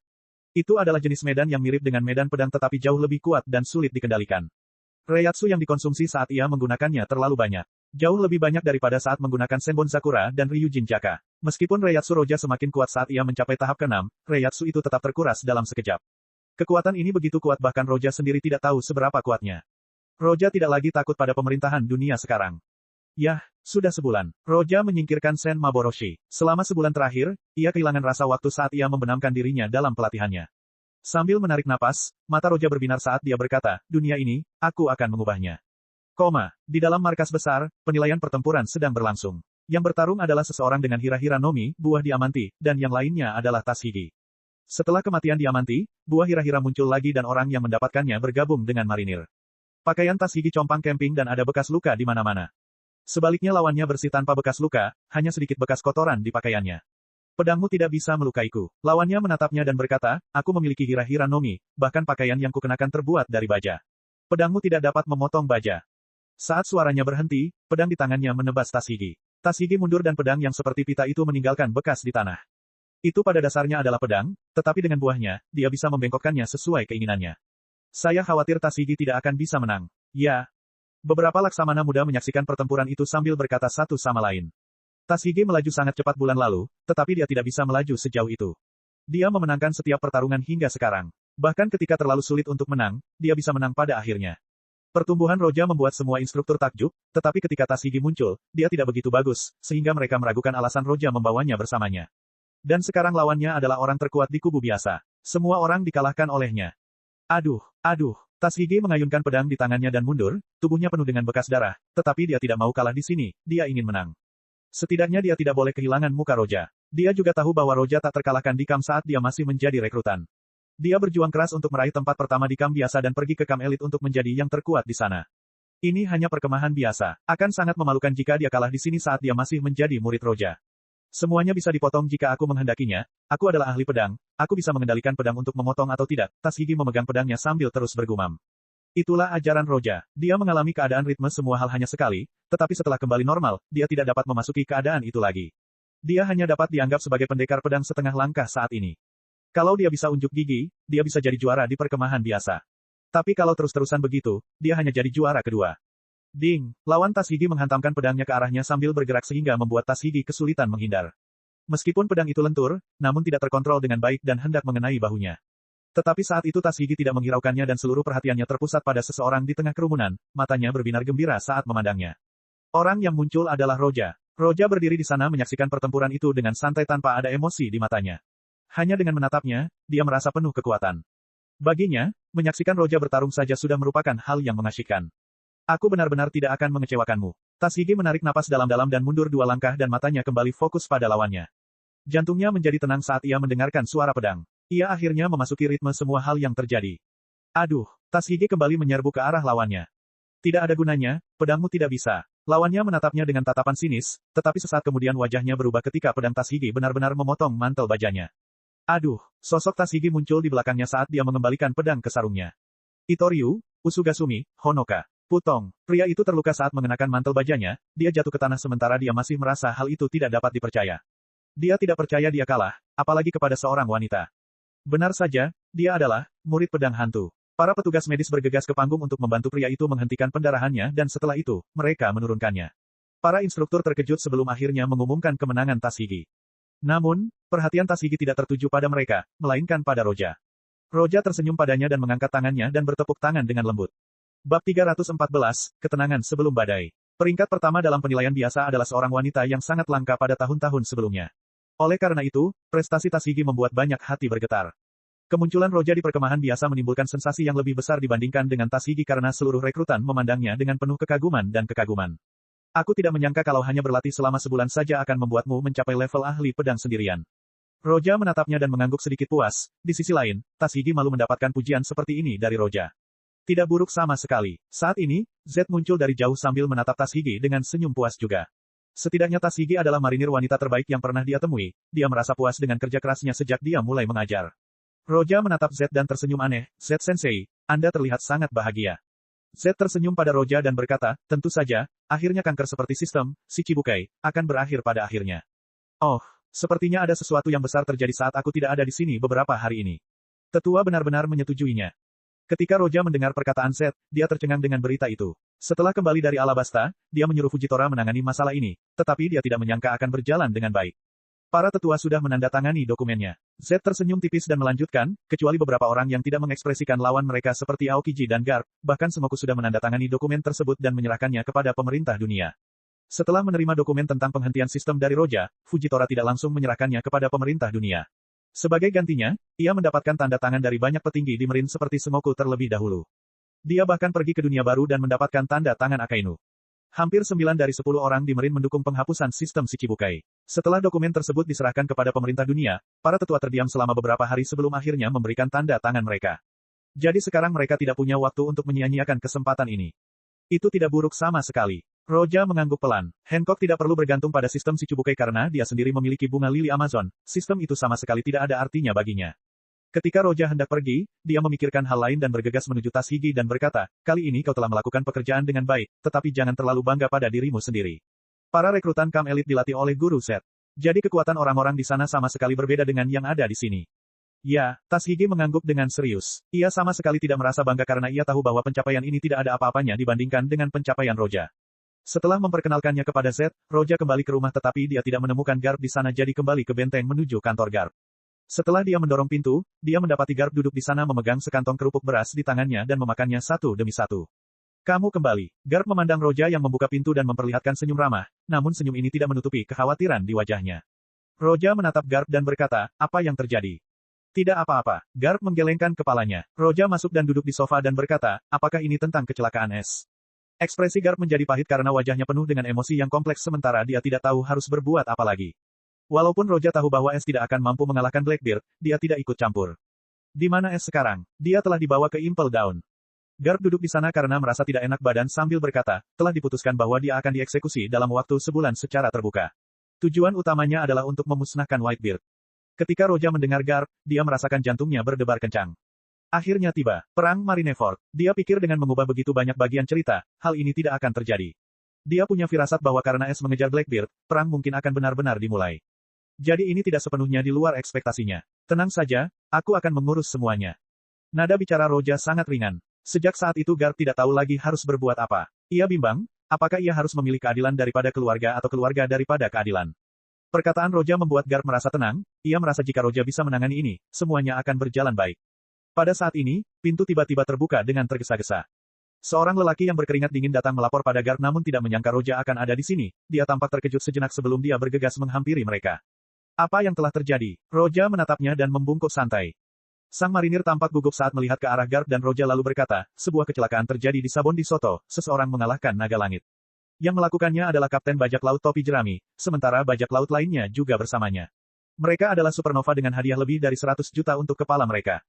Engah. Ketika Garp mendengar ini, dia hampir tidak dapat menahan diri untuk tidak tersedak karena dia merasa sudah cukup pusing dengan masalah Es dan sekarang Luffy sudah melakukan sesuatu seperti ini.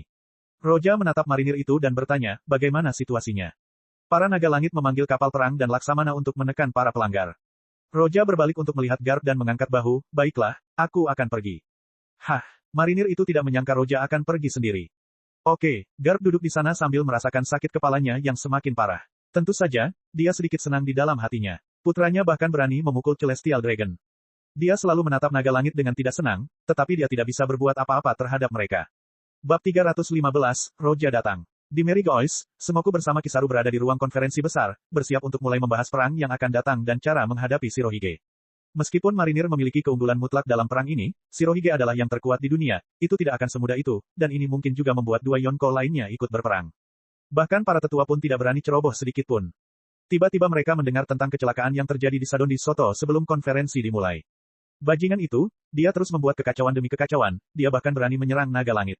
Semoku mengernyitkan alisnya, ia benar-benar lelah dengan semua ini. Saat ia bekerja dengan Garp, ia harus membersihkan pantatnya setiap kali ia melakukan kesalahan dan kemudian putra Garp, Dragon, pergi dan membentuk pasukan revolusioner, yang merupakan hal yang merepotkan. Setelah itu muncul Roja dan kemudian Luffy. Seorang marinir di belakang Semoku melaporkan dengan keras. Dilaporkan bahwa selain bajak laut topi jerami, ada juga bajak laut Kid dan bajak laut hati dan masih banyak lagi. Semuanya bermula ketika bajak laut topi jerami menyerang naga langit dan kini naga langit itu disandera, yang mana itu sangat buruk. Setelah Semoku mendengar ini, dia menarik napas dalam-dalam dan berkata, apa yang mereka minta? Tidak ada untuk saat ini. Saat suasana berubah agak aneh, Kizaru menghabiskan minumannya perlahan dan berkata, bagaimanapun juga, karena seseorang benar-benar mengancam para bangsawan dunia, kita tidak bisa tinggal diam saja. Semoku-san. Kalau Luffy, dia adalah keponakan Garp, tetapi dialah yang sebenarnya memukul Celestial Dragon. Kizaru tidak ingin Roja dan Garp kehilangan muka karena kecelakaan ini. Dalam cerita asli, dia melakukan hal itu, dia mampu membunuh mereka semua tetapi dia menundanya hingga Rayleigh datang dan bertarung dengannya sehingga dia tidak perlu membunuh satupun dari mereka. Kizaru, Semoku menatap Kizaru dan tak kuasa menahan diri untuk menggelengkan kepalanya. Saat ini, memang benar bahwa Kizaru adalah pilihan terbaik untuk menghadapi ini. Kizaru tidak akan membunuh mereka dan ia hanya akan mencari cara untuk menghadapi ini. Tetapi saat Kizaru berdiri, marinir lain bergegas masuk untuk melapor. Laporan, Ghost Sword baru saja kembali ke markas dan saat mendengar tentang kecelakaan itu, dia bergegas menuju Sabondi Soto. Apa? Wajah Semoku dan Kizaru berubah pada saat yang sama. Ekspresi aneh muncul di wajah Kizaru saat dia duduk kembali di kursinya dan berkata, ya sepertinya aku tidak perlu pergi lagi. Brengsek, Semoku tidak menyangka Roja akan kembali sekarang. Meskipun mereka sedang bersiap untuk melawan Whitebeard, dan kepulangannya tepat waktu, kecelakaan Luffy terjadi yang sangat merepotkan. Apakah dia akan menangkap Luffy atau tidak, hanya Tuhan yang tahu. Namun sekarang setelah Roja pindah, dia tidak perlu lagi mengirim Kizaru. Dia hanya bisa menggelengkan kepalanya. Bagaimanapun, Roja bisa menyelesaikan masalah ini sendiri, ini tidak ada hubungannya dengan dia. Lupakan, ini hanya masalah kecil, yang terpenting sekarang adalah Shirohige. Semoku menghela napas dan fokus pada masalah di hadapannya. Kecelakaan S adalah faktor terpenting saat ini. Jika S terbunuh, dia mungkin akan kehilangan Roja atau mungkin dia akan menyelamatkannya dan meninggalkan marinir. Jadi pertanyaan sebenarnya adalah apakah akan membunuh S atau tidak. Mustahil untuk mengendalikan Roja. Setelah Semoku mendiskusikan masalah ini dengan Kizaru dan yang lainnya di ruang konferensi, mereka melaporkan masalah tersebut kepada pemerintah dunia dan para tetua memutuskan untuk memulai dengan bajak laut Shirohige. Meskipun sistem Shichibukai dihapuskan, dengan kekuatan marinir saat ini, mereka sudah cukup untuk menghadapinya, dan jika Roja bergabung, Shirohige dan bajak lautnya tidak akan mempunyai kesempatan untuk menang. Mengeksekusi S di depan umum adalah konspirasi untuk menyeret Whitebeard ke sana. Dia pasti akan datang. Setelah Luffy menyerang naga langit, pulau itu menjadi kacau. Apa instruksi dari kantor pusat? Seorang laksamana muda setengah baya bertanya. Komodor di sampingnya menjawab dengan penuh semangat, pedang hantu datang sendiri. Mendengar ini, suasana menjadi hening dan kemudian seolah-olah mereka telah diselamatkan, mereka merasa senang. Legenda itu benar-benar datang ke sini secara pribadi. Pedang hantu tidak pernah kalah dalam pertarungan sejak bergabung dengan marinir. Mendengar namanya saja, semuanya jadi heboh. Lihat, pedang hantu ada di sini. Pada saat ini seseorang berteriak kegirangan saat melihat sosok yang berjalan di laut selangkah demi selangkah. Itu Roja. Roja memegang Sen Maboroshi di tangannya saat udara dingin keluar darinya. Kemanapun dia melangkah, laut akan berubah menjadi es. Ketika tiba di pulau itu, Roja bergerak sedikit dan menginjak tanah. Semua marinir memberi hormat padanya. Kudengar ada 10 bajak laut supernova di sini. Apakah lokasi mereka sudah dikonfirmasi? Roja berjalan mendekat sementara mantelnya berkibar lembut tertiup angin seraya ia bertanya kepada laksamana muda yang memberi hormat kepadanya. Ya, mereka berjumlah 10 orang. Saya akan segera mengonfirmasi lokasi mereka. Laksamana muda itu menanggapi pertanyaan Roja dengan hormat. Saat ini, marinir memang cukup kuat, tetapi mereka masih dikalahkan oleh 10 bajak laut dengan hadiah masing-masing 100 juta. Luffy bukanlah masalahnya, tetapi yang lainnya juga tidak lemah. Roja mengeluarkan denden musi dari sakunya dan berkata, kau tidak perlu khawatir, mereka tidak akan bisa lari dariku. Beritahu lokasi orang terdekat dan yang lainnya nanti. Ya, laksamana muda berkata dengan nada hormat saat dia bertanya kepada komodor di sampingnya dan segera berkata kepada Roja, yang terdekat adalah bajak laut bernama Urouge atau pendeta gila dengan hadiah 108 juta untuk kepalanya, dia bertarung tepat di depan kita. Roja mengangguk dan sosoknya menghilang dan tiba di jalan di depan. Bab 316, Beku. Roja berjalan menyeberangi jalan dan tiba-tiba semuanya menjadi sunyi. Ketika para perompak dan warga sipil melihat Roja, mereka semua panik. Itu, pedang hantu. Berlari, seketika semua orang di jalan mulai berlarian. Roja tidak dapat membedakan siapa yang bajak laut dan siapa warga sipil dalam kekacauan ini, ia hanya dapat menggelengkan kepalanya. Tentu saja ada yang mengarahkan senjatanya kepadanya sementara seseorang berkata. Orang itu adalah pedang hantu yang terkenal, jika aku membunuhnya, aku akan menjadi terkenal. Kamu gila, seseorang tak kuasa menahan diri untuk berteriak, itulah Laksamana terkuat sepanjang sejarah, dialah marinir terkuat. Dia mencoba menghentikannya tetapi terlambat. Rekannya sudah melepaskan tembakan ke arah Roja, pelurunya menembus udara dan mendarat di dekat Roja. Ding! Namun, anehnya, Roja tidak menghindar dari peluru itu bahkan tidak bergerak sama sekali. Tiba-tiba udara dingin menyerang peluru itu dan membekukannya di udara, lalu peluru itu jatuh ke tanah. Ini, pria yang menembak itu tidak percaya saat dia melihat peluru di tanah. Temannya berbalik dan mulai berlari seraya berteriak, dasar bodoh. Kau pikir kau bisa membunuh orang seperti itu dengan peluru? Mereka mulai melarikan diri tetapi Roja melirik keduanya yang memegang Sen Maboroshi di tangannya, lalu melambaikannya ke arah mereka. Aduh, aduh, begitu dia melambaikan tangan, udara dingin tiba-tiba menyapu ke arah mereka dan mengubah mereka menjadi es. Sebelum mereka sempat bereaksi, mereka sudah membeku. Kemampuan es dan salju sangat mudah digunakan. Roja berkata pada dirinya sendiri, dia melirik ke salah satu atap tetapi tidak melakukan apapun dan terus melangkah maju dengan santai. Di atap itu, salah satu supernova, Scratchman Apo sedang mengamati Roja bersama krunya. Apakah itu benar-benar pedang hantu? Kudengar dia bisa menggunakan api, kenapa sekarang dia menggunakan es? Ini benar-benar aneh. Kemampuan Roja bukanlah rahasia, jika Anda mencarinya beberapa saat Anda bisa mendapatkan beberapa informasi. Itu terlalu kuat. Jalanan membeku hanya dalam hitungan detik, bawahan Apo berkeringat dingin dan tidak dapat menahan diri untuk berkata, Tuan Apo, ini terlalu berbahaya, kita harus melarikan diri. Apo mendengar ini dan menunjukkan senyum sinis saat dia berkata, bodoh, melarikan diri sama sekali tidak menyenangkan. Dia adalah salah satu dari sedikit yang berhasil melewati paruh pertama Grandland. Ketika dia bertemu Admirals, dia akan melarikan diri tetapi tidak sebelum melakukan sesuatu kepada mereka. Apo menatap punggung Roja dengan pandangan sinis di matanya. Roja tentu saja menyadari keberadaan Apo, tetapi dia tidak memperhatikannya karena dia sedang berpikir. Para supernova ini sombong, lebih dari bajak laut lainnya, mereka bahkan lebih sombong dari beberapa bajak laut di dunia baru. Roja berjalan santai, setelah beberapa saat, sekelompok orang muncul di depannya. Mereka adalah bajak laut Hawkins. Pemimpin mereka adalah Basil Hawkins, yang juga dikenal sebagai penyihir dengan hadiah sebesar 249 juta beri untuk kepalanya. Pedang hantu. Para bajak laut melihat Roja yang mengenakan mantel marinir dan wajah mereka berubah. Seseorang berbalik dan berkata ke arah Basil Hawkins, Kapten, Anda pergi dulu. Pedang hantu Laksamana. Hawkins menatap Roja dengan sedikit kilatan di matanya dan berkata, tidak perlu panik, kita sudah dikutuk. Kita hancur. Roja menatapnya dengan penuh minat lalu dia berkata dengan santai, jadi, kau tahu bahwa saat pedang ini dihunus, kalian semua akan mati beku. Tepat saat suara Roja berakhir, wajah Hawkins berubah saat ia mencoba menghindar, tetapi pedang Roja sudah bergerak. Aduh, tak ada gerakan besar, tepat saat pedang itu dihunus, udara dingin menyebar ke seluruh tempat dan seluruh jalan berubah menjadi es. Para perompak Hawkins membeku menjadi patung es. Wajah mereka masih menunjukkan rasa takut dan ngeri yang mereka rasakan sebelum membeku. Besar, Apo yang tengah memperhatikan Roja berkata demikian dan pada saat yang sama, ekspresi cemburu muncul di matanya saat ia menatap Roja dengan ekspresi berbahaya. Saat berikutnya, dia mendengus. Karena patung Hawkins tiba-tiba retak. Hawkins memecahkan es dan tetap utuh. Oh, kemampuan yang sangat menarik, kamu tidak terluka sama sekali. Ketika Apo mendengar ini, matanya berbinar dan berkata, ini semakin menarik, pedang hantu benar-benar menarik, hehe. Hawkins menatap Roja dengan serius dan berkata, benar saja, hanya satu serangan saja sudah sekuat ini, sungguh masalah menghadapi seorang Laksamana. Hampir pada saat itu, suaranya terasa, sesosok tubuh menabrak tembok dan tembok itu runtuh. Sosok dengan dua sayap kecil di belakang punggungnya tiba-tiba muncul, dia adalah salah satu supernova, tujuan Roja. Es. Urouge mendapati jalanan telah tertutup es dan tiba-tiba terkejut, lalu dia melihat sosok Roja dan matanya pun mengecil. Apakah itu, pedang hantu? Pada saat ini, seorang pasifista tiba. Dia adalah salah satu Shichibukai, Bartolomeu Kuma, atau mungkin salah satu robot yang dibuat setelahnya. Urouge melihat ini, tersenyum dan berdiri. Ini benar-benar nasib buruk. Pertama aku bertemu dengan seorang Laksamana lalu salah satu Shichibukai, aneh juga ya kalau sistem Shichibukai itu ada. Kenapa masih ada dan belum dihapuskan? Tak hanya Urouge, Hawkins dan Apo pun melihat pasifista secara bersamaan yang memiliki bentuk sama dengan Bartolomeu Kuma. Suasana di lapangan terhenti sejenak. Pada saat ini Roja akhirnya berkata, Biksu gila Urouge, penyihir Hawkins, dan orang yang bersembunyi di sana, Scratchman Apo, kalian semua datang padaku bersama-sama. Suaranya tidak keras, nadanya datar, tetapi semua orang di lapangan terguncang, terutama Apo yang bersembunyi. Ini seperti tamparan di wajahnya. Wajah Apo tampak jelek, dia memperlihatkan separuh tubuhnya dari atap dan berkata kepada Roja, bagaimana kamu menemukanku? Apo melompat dari atap dan berdiri di samping Urouge dan Hawkins. Ketiganya berdiri bersama dan merasa lebih percaya diri dalam menghadapi Roja. Bab 317, kamu tidak tahu apapun tentang kekuatan. Suasana seakan membeku. Awalnya, seluruh jalan tertutup es. Suhu turun di bawah nol.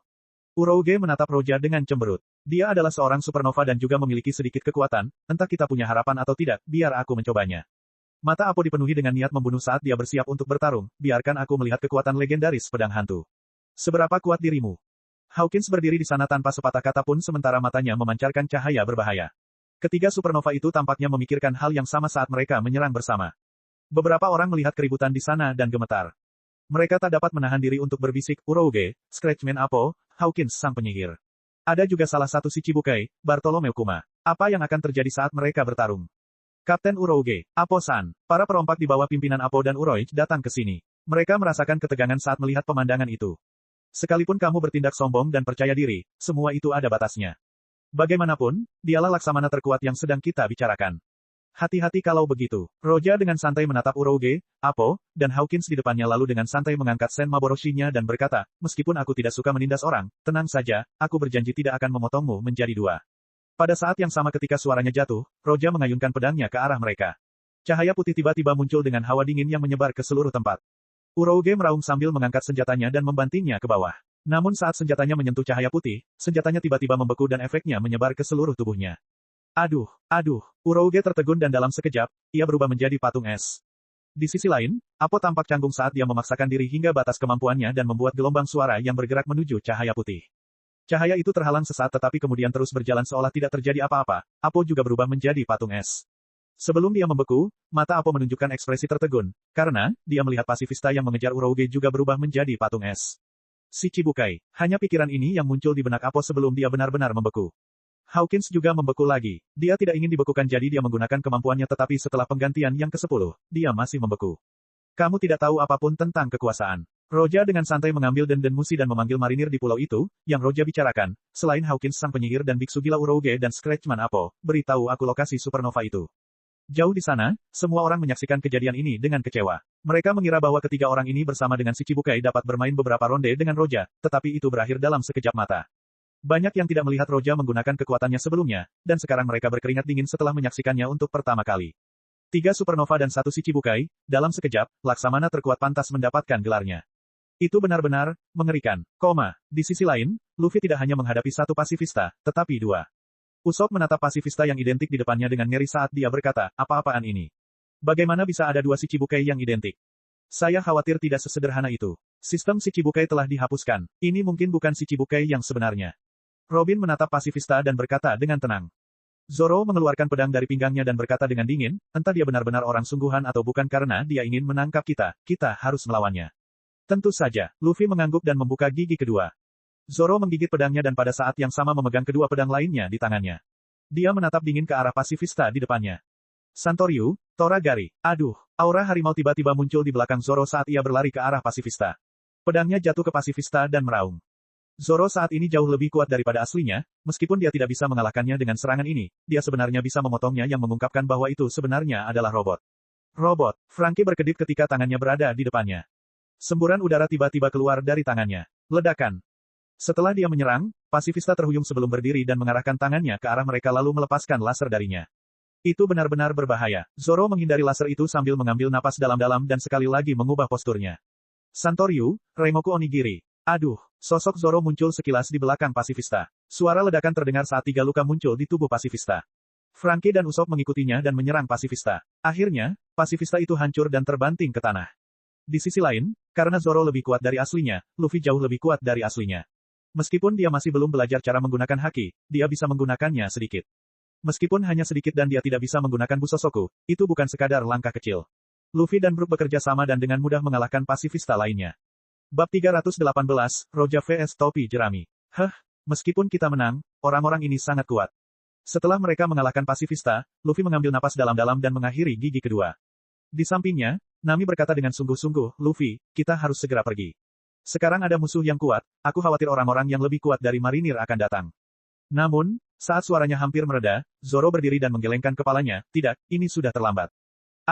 Semburan cahaya muncul dan Roja tiba-tiba berjalan di depan mereka dan melirik pasifista yang hancur. Oh, kalian kuat sekali. Usopp melihat Luffy dan ketakutan. Ia mulai gemetar sementara Nami juga terkejut dan juga merasa takut. Sanji menundukkan wajahnya dan tampak serius sementara niat bertarung terpancar di mata Zoro.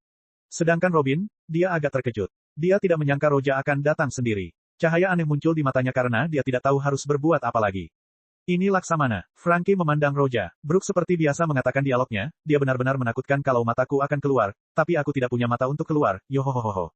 Ya, dia memang begitu. Robin mengangguk, lalu menarik napas dalam-dalam dan berkata, dia adalah Laksamana terkuat dalam sejarah marinir. Dialah yang berdiri di puncak dunia ini. Saat ini, ekspresi Luffy tidak banyak berubah. Dia berdiri di sana dan menatap Roja. Mengapa kamu di sini? Kenapa? Setelah menyebabkan semua masalah ini. Roja menatap Luffy dengan wajah kosong. Luffy terdiam lalu teringat kejadian yang menimpa naga langit. Ia masih tidak menyesali perbuatannya saat menatap Roja dan berkata, apakah kau berbicara tentang Celestial Dragon Guy? Orang itu pantas mendapatkan. Setelah mengatakan ini, Luffy berhenti sejenak dan kemudian berkata, aku tidak ingin melawanmu. Roja menyeringai dan berkata, benar, bahkan jika kamu melawanku, bisakah kamu menang? Tidak, Luffy menggelengkan kepalanya dan berkata, aku tidak ingin menang, aku ingin pergi. Saat mengatakan ini, Luffy mengepalkan tinjunya. Dia tidak bisa berhenti di sini. Zoro dan Sanji pun sama, mereka memandang Roja yang siap bertarung. Roja menggelengkan kepalanya dan tiba-tiba mendesah, sepertinya kamu tidak tahu apa yang terjadi pada S. Luffy, apa yang terjadi pada S? Petik 2, petik 2. Roja menggelengkan kepalanya dan menolak menjawab. Pada saat yang sama, dia meraih Senmaboroshinya dan berkata, jika kau ingin tahu, datanglah padaku, biarkan aku menguji kekuatanmu. Jika kamu menang, aku mungkin akan memberitahumu. Mendengar perkataan Roja, Luffy pun menjadi ragu. Ia sama sekali tidak ingin melawan Roja dan pada saat yang sama ia juga tidak ingin menyerah. Tetapi, dia hanya ragu sejenak. Bagaimanapun, dia adalah Luffy. Dia sangat tegas. Dia membuka gear kedua dan bersiap untuk bertarung. Roja menatap Zoro dan yang lainnya dan berkata, kalian semua juga. Apakah kalian siap?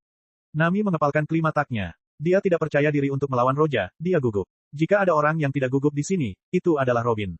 Robin tahu apa yang ingin dilakukan Roja, lagi pula Luffy adalah keponakannya, dia akan membunuhnya atau menyakitinya. Dia tahu bahwa dia ingin menangkapnya, dia tidak akan banyak bicara. Roja memperhatikan tatapan Robin dan mengangkat bahu padanya, lalu berkata, Bankai, Daiguren Hyorinmaru. Aduh, setelah suaranya keluar, separuh pedangnya berubah menjadi es dan dari lengannya, seekor naga es naik ke lengannya menuju bahunya, membentuk dua sayap es yang indah di punggungnya. Es, bukan hanya Zoro dan Sanji, bahkan Robin pun tercengang. Dia tahu sebagian besar kemampuan Roja, tetapi dia terkejut dengan kekuatan baru yang belum pernah dia dengar sebelumnya. Bukankah ini kekuatan Laksamana lainnya? Kok Roja pakai itu? Aduh, tanpa menunggu mereka bereaksi, Roja melangkah maju dan muncul di depan Zoro. Aduh, murid Zoro menyusut, tetapi dia tidak ragu-ragu saat menggunakan pedangnya untuk menyerang Roja. Roja memegang pedangnya dan menangkis pedang Zoro dengan satu tangan. Rasa dingin tiba-tiba menyebar melalui pedang dan mulai membekukan tangan Zoro. Zoro terkejut dan tiba-tiba mundur. Pada saat ini, Sanji muncul dari samping dan menggunakan kaki iblisnya, Diablo Jambe, dan menendang kepala Roja dengan kecepatan yang mencengangkan. Akan tetapi, Roja tidak melihat ke arahnya saat dia menangkisnya dengan pedangnya. Ding, kakinya mengenai Senmaboroshi namun tidak dapat berbuat apa-apa, bahkan es yang ada di atasnya tidak jatuh. Sebaliknya, Diablo Jambe miliknya langsung didinginkan oleh es lalu mulai membeku. Sanji merasa ngeri dan segera mundur. Gomu-gomu tidak. Tinju Luffy tiba-tiba menyerang Roja dari samping. Pada saat yang sama, Frankie melepaskan Coupe de Bers ke arah Roja, Chopper tiba-tiba menyerang dan Zoro menyerang lagi. Semua orang menyerang pada saat yang sama. Di bawah serangan ini, Roja bagaikan bos jahat besar yang melawan para tokoh utama dalam serial tersebut. Ia tidak dapat menahan perasaan aneh. Aduh, Roja mengayunkan pedangnya dan tiba-tiba muncul dinding es di sisi Roja. Dinding ini menangkis tinju Roja dan Coupe de Bers milik Frankie serta semua serangan lainnya. Dinding esnya tidak tebal tetapi sepertinya tidak ada yang dapat menembusnya. Bab 319, lepaskan. Aku bahkan tidak bisa merusaknya sedikit pun. Chopper menendang dinding es dan tidak ada satupun jejak kaki yang terlihat di sana, yang membuatnya menggigil ketakutan. Mereka semua menyerang bersama-sama namun tidak terjadi apa-apa. Pada saat ini, Train Tafler, Kopling, Robin berkata ringan dari kejauhan dan tiba-tiba sebuah tangan muncul di belakang dinding es dan mencoba memutar kepalanya. Hanya ini yang dapat kamu lakukan. Roja mendengus seolah-olah lengan ini tidak ada dan berbalik ke arah Robin. Aduh, dinding es menghilang dan sesaat kemudian sosok Roja berkelebat dan muncul di samping Robin. Ini buruk. Robin, hati-hati. Luffy dan yang lainnya panik. Yang membuat mereka lamban adalah ketika Roja tidak menggunakan pedangnya pada Robin, tetapi langsung menamparkan pantatnya. Jelas, ini sedikit tidak terduga bagi Robin. Dia ingin bersembunyi tetapi dia tidak dapat menahan diri untuk menatap Roja dengan ekspresi lucu dan baik hati saat dia berkata, pedang hantu benar-benar tidak masuk akal. Kamu sedang mencarinya. Roja meliriknya lalu berbalik ke arah kelompok itu lagi. Sebelumnya, Roja dan Luffy hampir tidak pernah berhubungan. Ia tidak mengenal karakter Roja, ia mengira Roja adalah seorang marinir yang kuat dan bermartabat, tetapi citra itu langsung hancur. Ah, apa yang telah kau lakukan pada Robin-chan? Sanji menatap Roja dan menggertakkan giginya saat dia bergegas menuju Roja. Zoro melihat Sanji menyerbu dan tidak bisa menahan diri untuk berkata. Hei, kamu idiot, Putong. Benar saja, dalam sekejap, ia terlempar ke belakang oleh Roja dan, tidak sengaja, jatuh menimpa Nami. Mulut Nami berkedut saat dia menatap Roja. Kau melakukannya dengan sengaja. Saat dia mengatakan ini, dia menatap pria itu dan Robin lagi. Dia merasa ada sesuatu di antara mereka berdua. Suasana pertempuran ini hancur total oleh interaksi Robin. Roja menoleh ke samping dan tersenyum pada Robin. Ia tak dapat menahan desahannya saat Sen Maboroshi menghilang dan menatap Luffy lagi. Lupakan. Tapi Luffy, dasar bocah nakal. Kalau kau tidak bisa menyelesaikan sesuatu sendiri, jangan lakukan itu. Jangan membuat Garp mendapat masalah. Roja menatap Luffy dan berteriak padanya. Luffy tersenyum malu tetapi dia tidak mengakui kesalahannya. Dia masih berpikir bahwa Celestial Dragon pantas menerima pukulan itu. Pada saat ini, Roja meliriknya dan mengatakan hal lain. Baiklah, kamu bisa pergi sekarang. Kesunyian. Semua orang terdiam, Nami, Usopp, dan yang lainnya membelalakan mata mereka sambil menatap Roja dengan kaget. Luffy juga menatap Roja sejenak, sepertinya dia tidak menyangka Roja akan mengatakan ini. Apa yang kau lakukan? Cepat pergi sebelum aku berubah pikiran. Roja menatap Luffy dan berkata. Luffy akhirnya bereaksi, dia berbalik ke arah Zoro dan lari, tapi dia tiba-tiba berbalik dan berkata kepada Roja, terima kasih. Roja malas menanggapi karena dia melihat Luffy berlari menjauh. Setelah mereka menghilang, Roja mengguncang tubuhnya dan berkata pada dirinya sendiri, mulai sekarang, era bajak laut ini akan. Di area kosong di Sabon di Soto. Trafalgar, nak, kalian menghancurkan PEX 4. Apa kau tahu berapa biaya yang dikeluarkan marinir untuk membuatnya?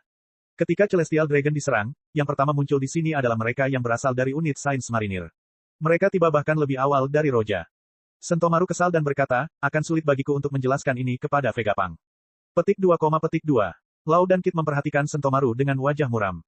Mereka berdua terluka ringan dan banyak awaknya juga terluka, tetapi situasi secara keseluruhan tidak seburuk itu. Jika mereka bergandengan tangan, mereka bisa menghadapi pasifista lainnya.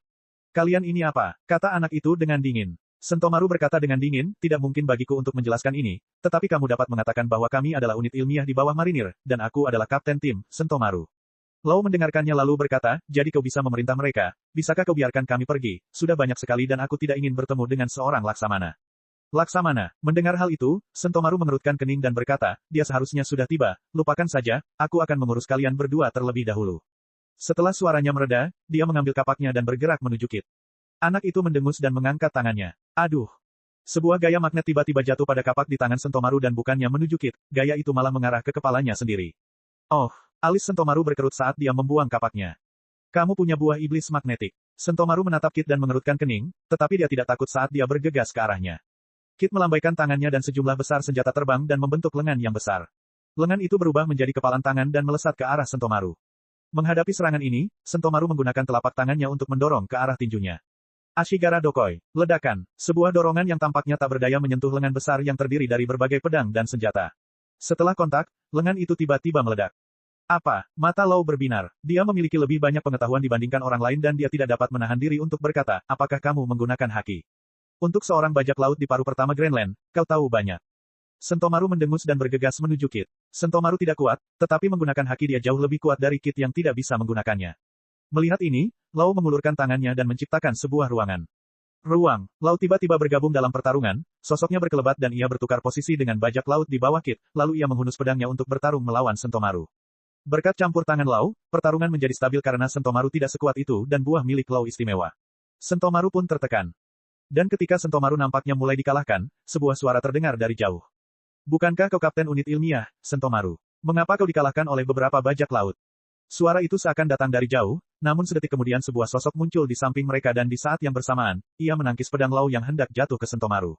Ding! Lau merasakan sebuah kekuatan tiba-tiba menghantam tangannya dan pedang itu hampir terlepas dari tangannya. Ia tak dapat menahan diri untuk mundur beberapa langkah. Laksamana marinir, pedang hantu. Sial, kita masih bertemu dengan seorang Laksamana. Kid dan bajak lautnya, serta beberapa orang dari kru Lau, tiba-tiba berubah ekspresi. Bab 320, Roja dan Hukum. Meskipun Roja dan Sentomaru bukan teman, mereka saling mengenal karena beberapa misi. Benarkah? Kenapa kamu begitu lambat? Sentomaru menyalahkan Roja karena datang terlambat. Bahkan jika bosnya ada di sini, dia akan mengatakan hal yang sama. Roja mengangkat bahu dan berkata, apa yang kamu bicarakan sementara kamu hanya punya dua ini di depanmu? Sentomaru menatap Roja dengan sedikit terkejut lalu berkata, apakah kamu bilang kamu sudah memecahkan yang lain? Tidak, Roja menjawab dengan malas. Engah. Sentomaru hampir muntah darah. Dia tidak dapat menahan diri untuk berkata dengan marah, lalu bagaimana mungkin kau mengatakan bahwa hanya ada mereka berdua yang tersisa? Itu karena, Roja berhenti sebentar dan berkata, aku membuat topi jerami melarikan diri dan menangkap yang lain. Kalimat ini membuat Sentomaru menegang. Dia menggelengkan kepalanya tak berdaya dan berkata, sepertinya rumor itu benar, tapi bagaimanapun, kau urus saja orang-orang ini. Sentomaru tidak memiliki kesan yang baik pada naga langit, dapat dikatakan bahwa tidak ada marinir yang memiliki kesan baik pada mereka, karena mereka memperlakukan marinir sebagai pengawas mereka. Roja menoleh dan menatap Kit dari kejauhan. Kit menatapnya dengan cemas. Dengan hadiah sebesar 315 juta, Kapten Bajak Laut Kit, ku dengar kau membunuh banyak warga sipil dan membantai sebuah pulau. Petik 2, petik 2. Kit menenangkan wajahnya dan menatap Roja dengan dingin. Keringat dingin mengalir di dahinya, tetapi nadanya dingin saat dia berkata, bagaimana dengan itu? Namun, saat suaranya mereda, Roja meraih pedangnya dan mengayunkannya ke arah Kit. Aduh, udara tiba-tiba bergoyang seolah-olah kekosongan itu sendiri telah dipindahkan. Pedang itu nampak sangat lambat namun tak seorang pun dapat berbicara hati-hati sebelum mencapai Kit. Ledakan, dari Roja hingga 1000 meter ke depan, sebuah jurang yang dalam tampak. Semua bajak laut termasuk Kit tidak dapat bereaksi dan langsung hancur. Kesenjangan di antara mereka terlalu besar. Tidak ada perlawanan sama sekali. Roja menatap ke depannya dan berkata dengan acuh tak acuh, itu tidak baik, membunuh orang yang tidak bersalah. Keheningan meliputi lapangan. Mungkin Roja setengah serius saat datang ke sini. Namun, serangan setengah serius itu justru membelah pulau nomor 13 menjadi 2. Mulut Sentomaru berkedut saat dia merasakan sakit kepala sebelum berkata, betapapun energiknya dirimu, membelah pulau menjadi 2 bagian itu terlalu berlebihan. Sepertinya rumor itu benar. Kamu suka mengacaukan segalanya. Roja mengabaikan Sentomaru dan terus melirik bajak laut Kit. Para perompak itu terpencar, jadi mereka tidak terpengaruh oleh serangan ini, tetapi ekspresi mereka dipenuhi kengerian. Satu pukulan, potong, apa ini lelucon? Kapten Kit. Para perompak itu kaku karena mereka tidak dapat mengungkapkan rasa takut yang mereka rasakan. Mereka tidak memiliki keberanian untuk melarikan diri. Melihat hal ini, Roja terlalu malas untuk menangkap mereka. Dia menggunakan Haoshoku untuk membuat mereka pingsan secara langsung. Lalu dia berbalik ke arah Trafalgar. Lau melihat Roja menoleh ke arahnya dan merasakan beban berat menimpanya. Ia berteriak saat hampir pingsan. Kru Lau dipenuhi keringat dingin. Seolah-olah mereka pergi ke toilet di tengah malam dan tiba-tiba mereka melihat hantu, perasaan yang sama. Sangat sulit bagi mereka untuk menggerakkan jari. Dokter bedah kematian, Trafalgar, bagaimana aku harus menghadapimu? Lau menatap Roja. Sejak Roja muncul, Lau tidak berbicara. Dia terdiam dan tidak ada yang tahu apa yang sedang dipikirkannya. Roja tidak peduli dengan reaksi Lau. Sebaliknya, dia berdiri di sana dan berkata, kemampuan buahmu sangat bagus, akan sangat sia-sia jika kamu terbunuh, bagaimana menurutmu? Mendengar hal itu, Lau yang sedari tadi terdiam akhirnya angkat bicara, apakah kamu ingin memperoleh hidup yang kekal? Kehidupan abadi. Berdiri di depan Roja, tatapan Sentomaru sedikit berubah. Rupanya, dia pernah mendengar tentang kemampuan ini sebelumnya. Di bawah tatapan semua orang, Roja menggelengkan kepalanya. Tidak, aku tidak membutuhkannya. Sungguh menakjubkan mendengar tentang keabadian, dan Roja hanya berkata dia tidak membutuhkannya. Bahkan Lau pun tercengang. Tatapan mata Roja kosong, sepertinya dia tidak sedang bercanda. Menurut Roja, kemampuan OP-OP Nomi untuk memberikan keabadian adalah kemampuan buah iblis, jadi ia memiliki beberapa kekurangan. Entah itu air laut atau kairoseki, pasti ada sesuatu yang dapat menghentikannya. Akan menjadi tidak stabil untuk mendapatkan kekuatan hidup abadi melalui buah iblis. Jika buah iblis itu menghilang, apa yang akan terjadi padanya? Roja tidak ingin bergantung pada buah iblis untuk menjadi lebih kuat atau hidup lebih lama. Dia hanya percaya pada dirinya sendiri. Itulah sebabnya dia tidak memakan buah iblis sampai sekarang. Kalau tidak, dengan kemampuannya, dia bisa memilih buah iblis apapun yang dia inginkan.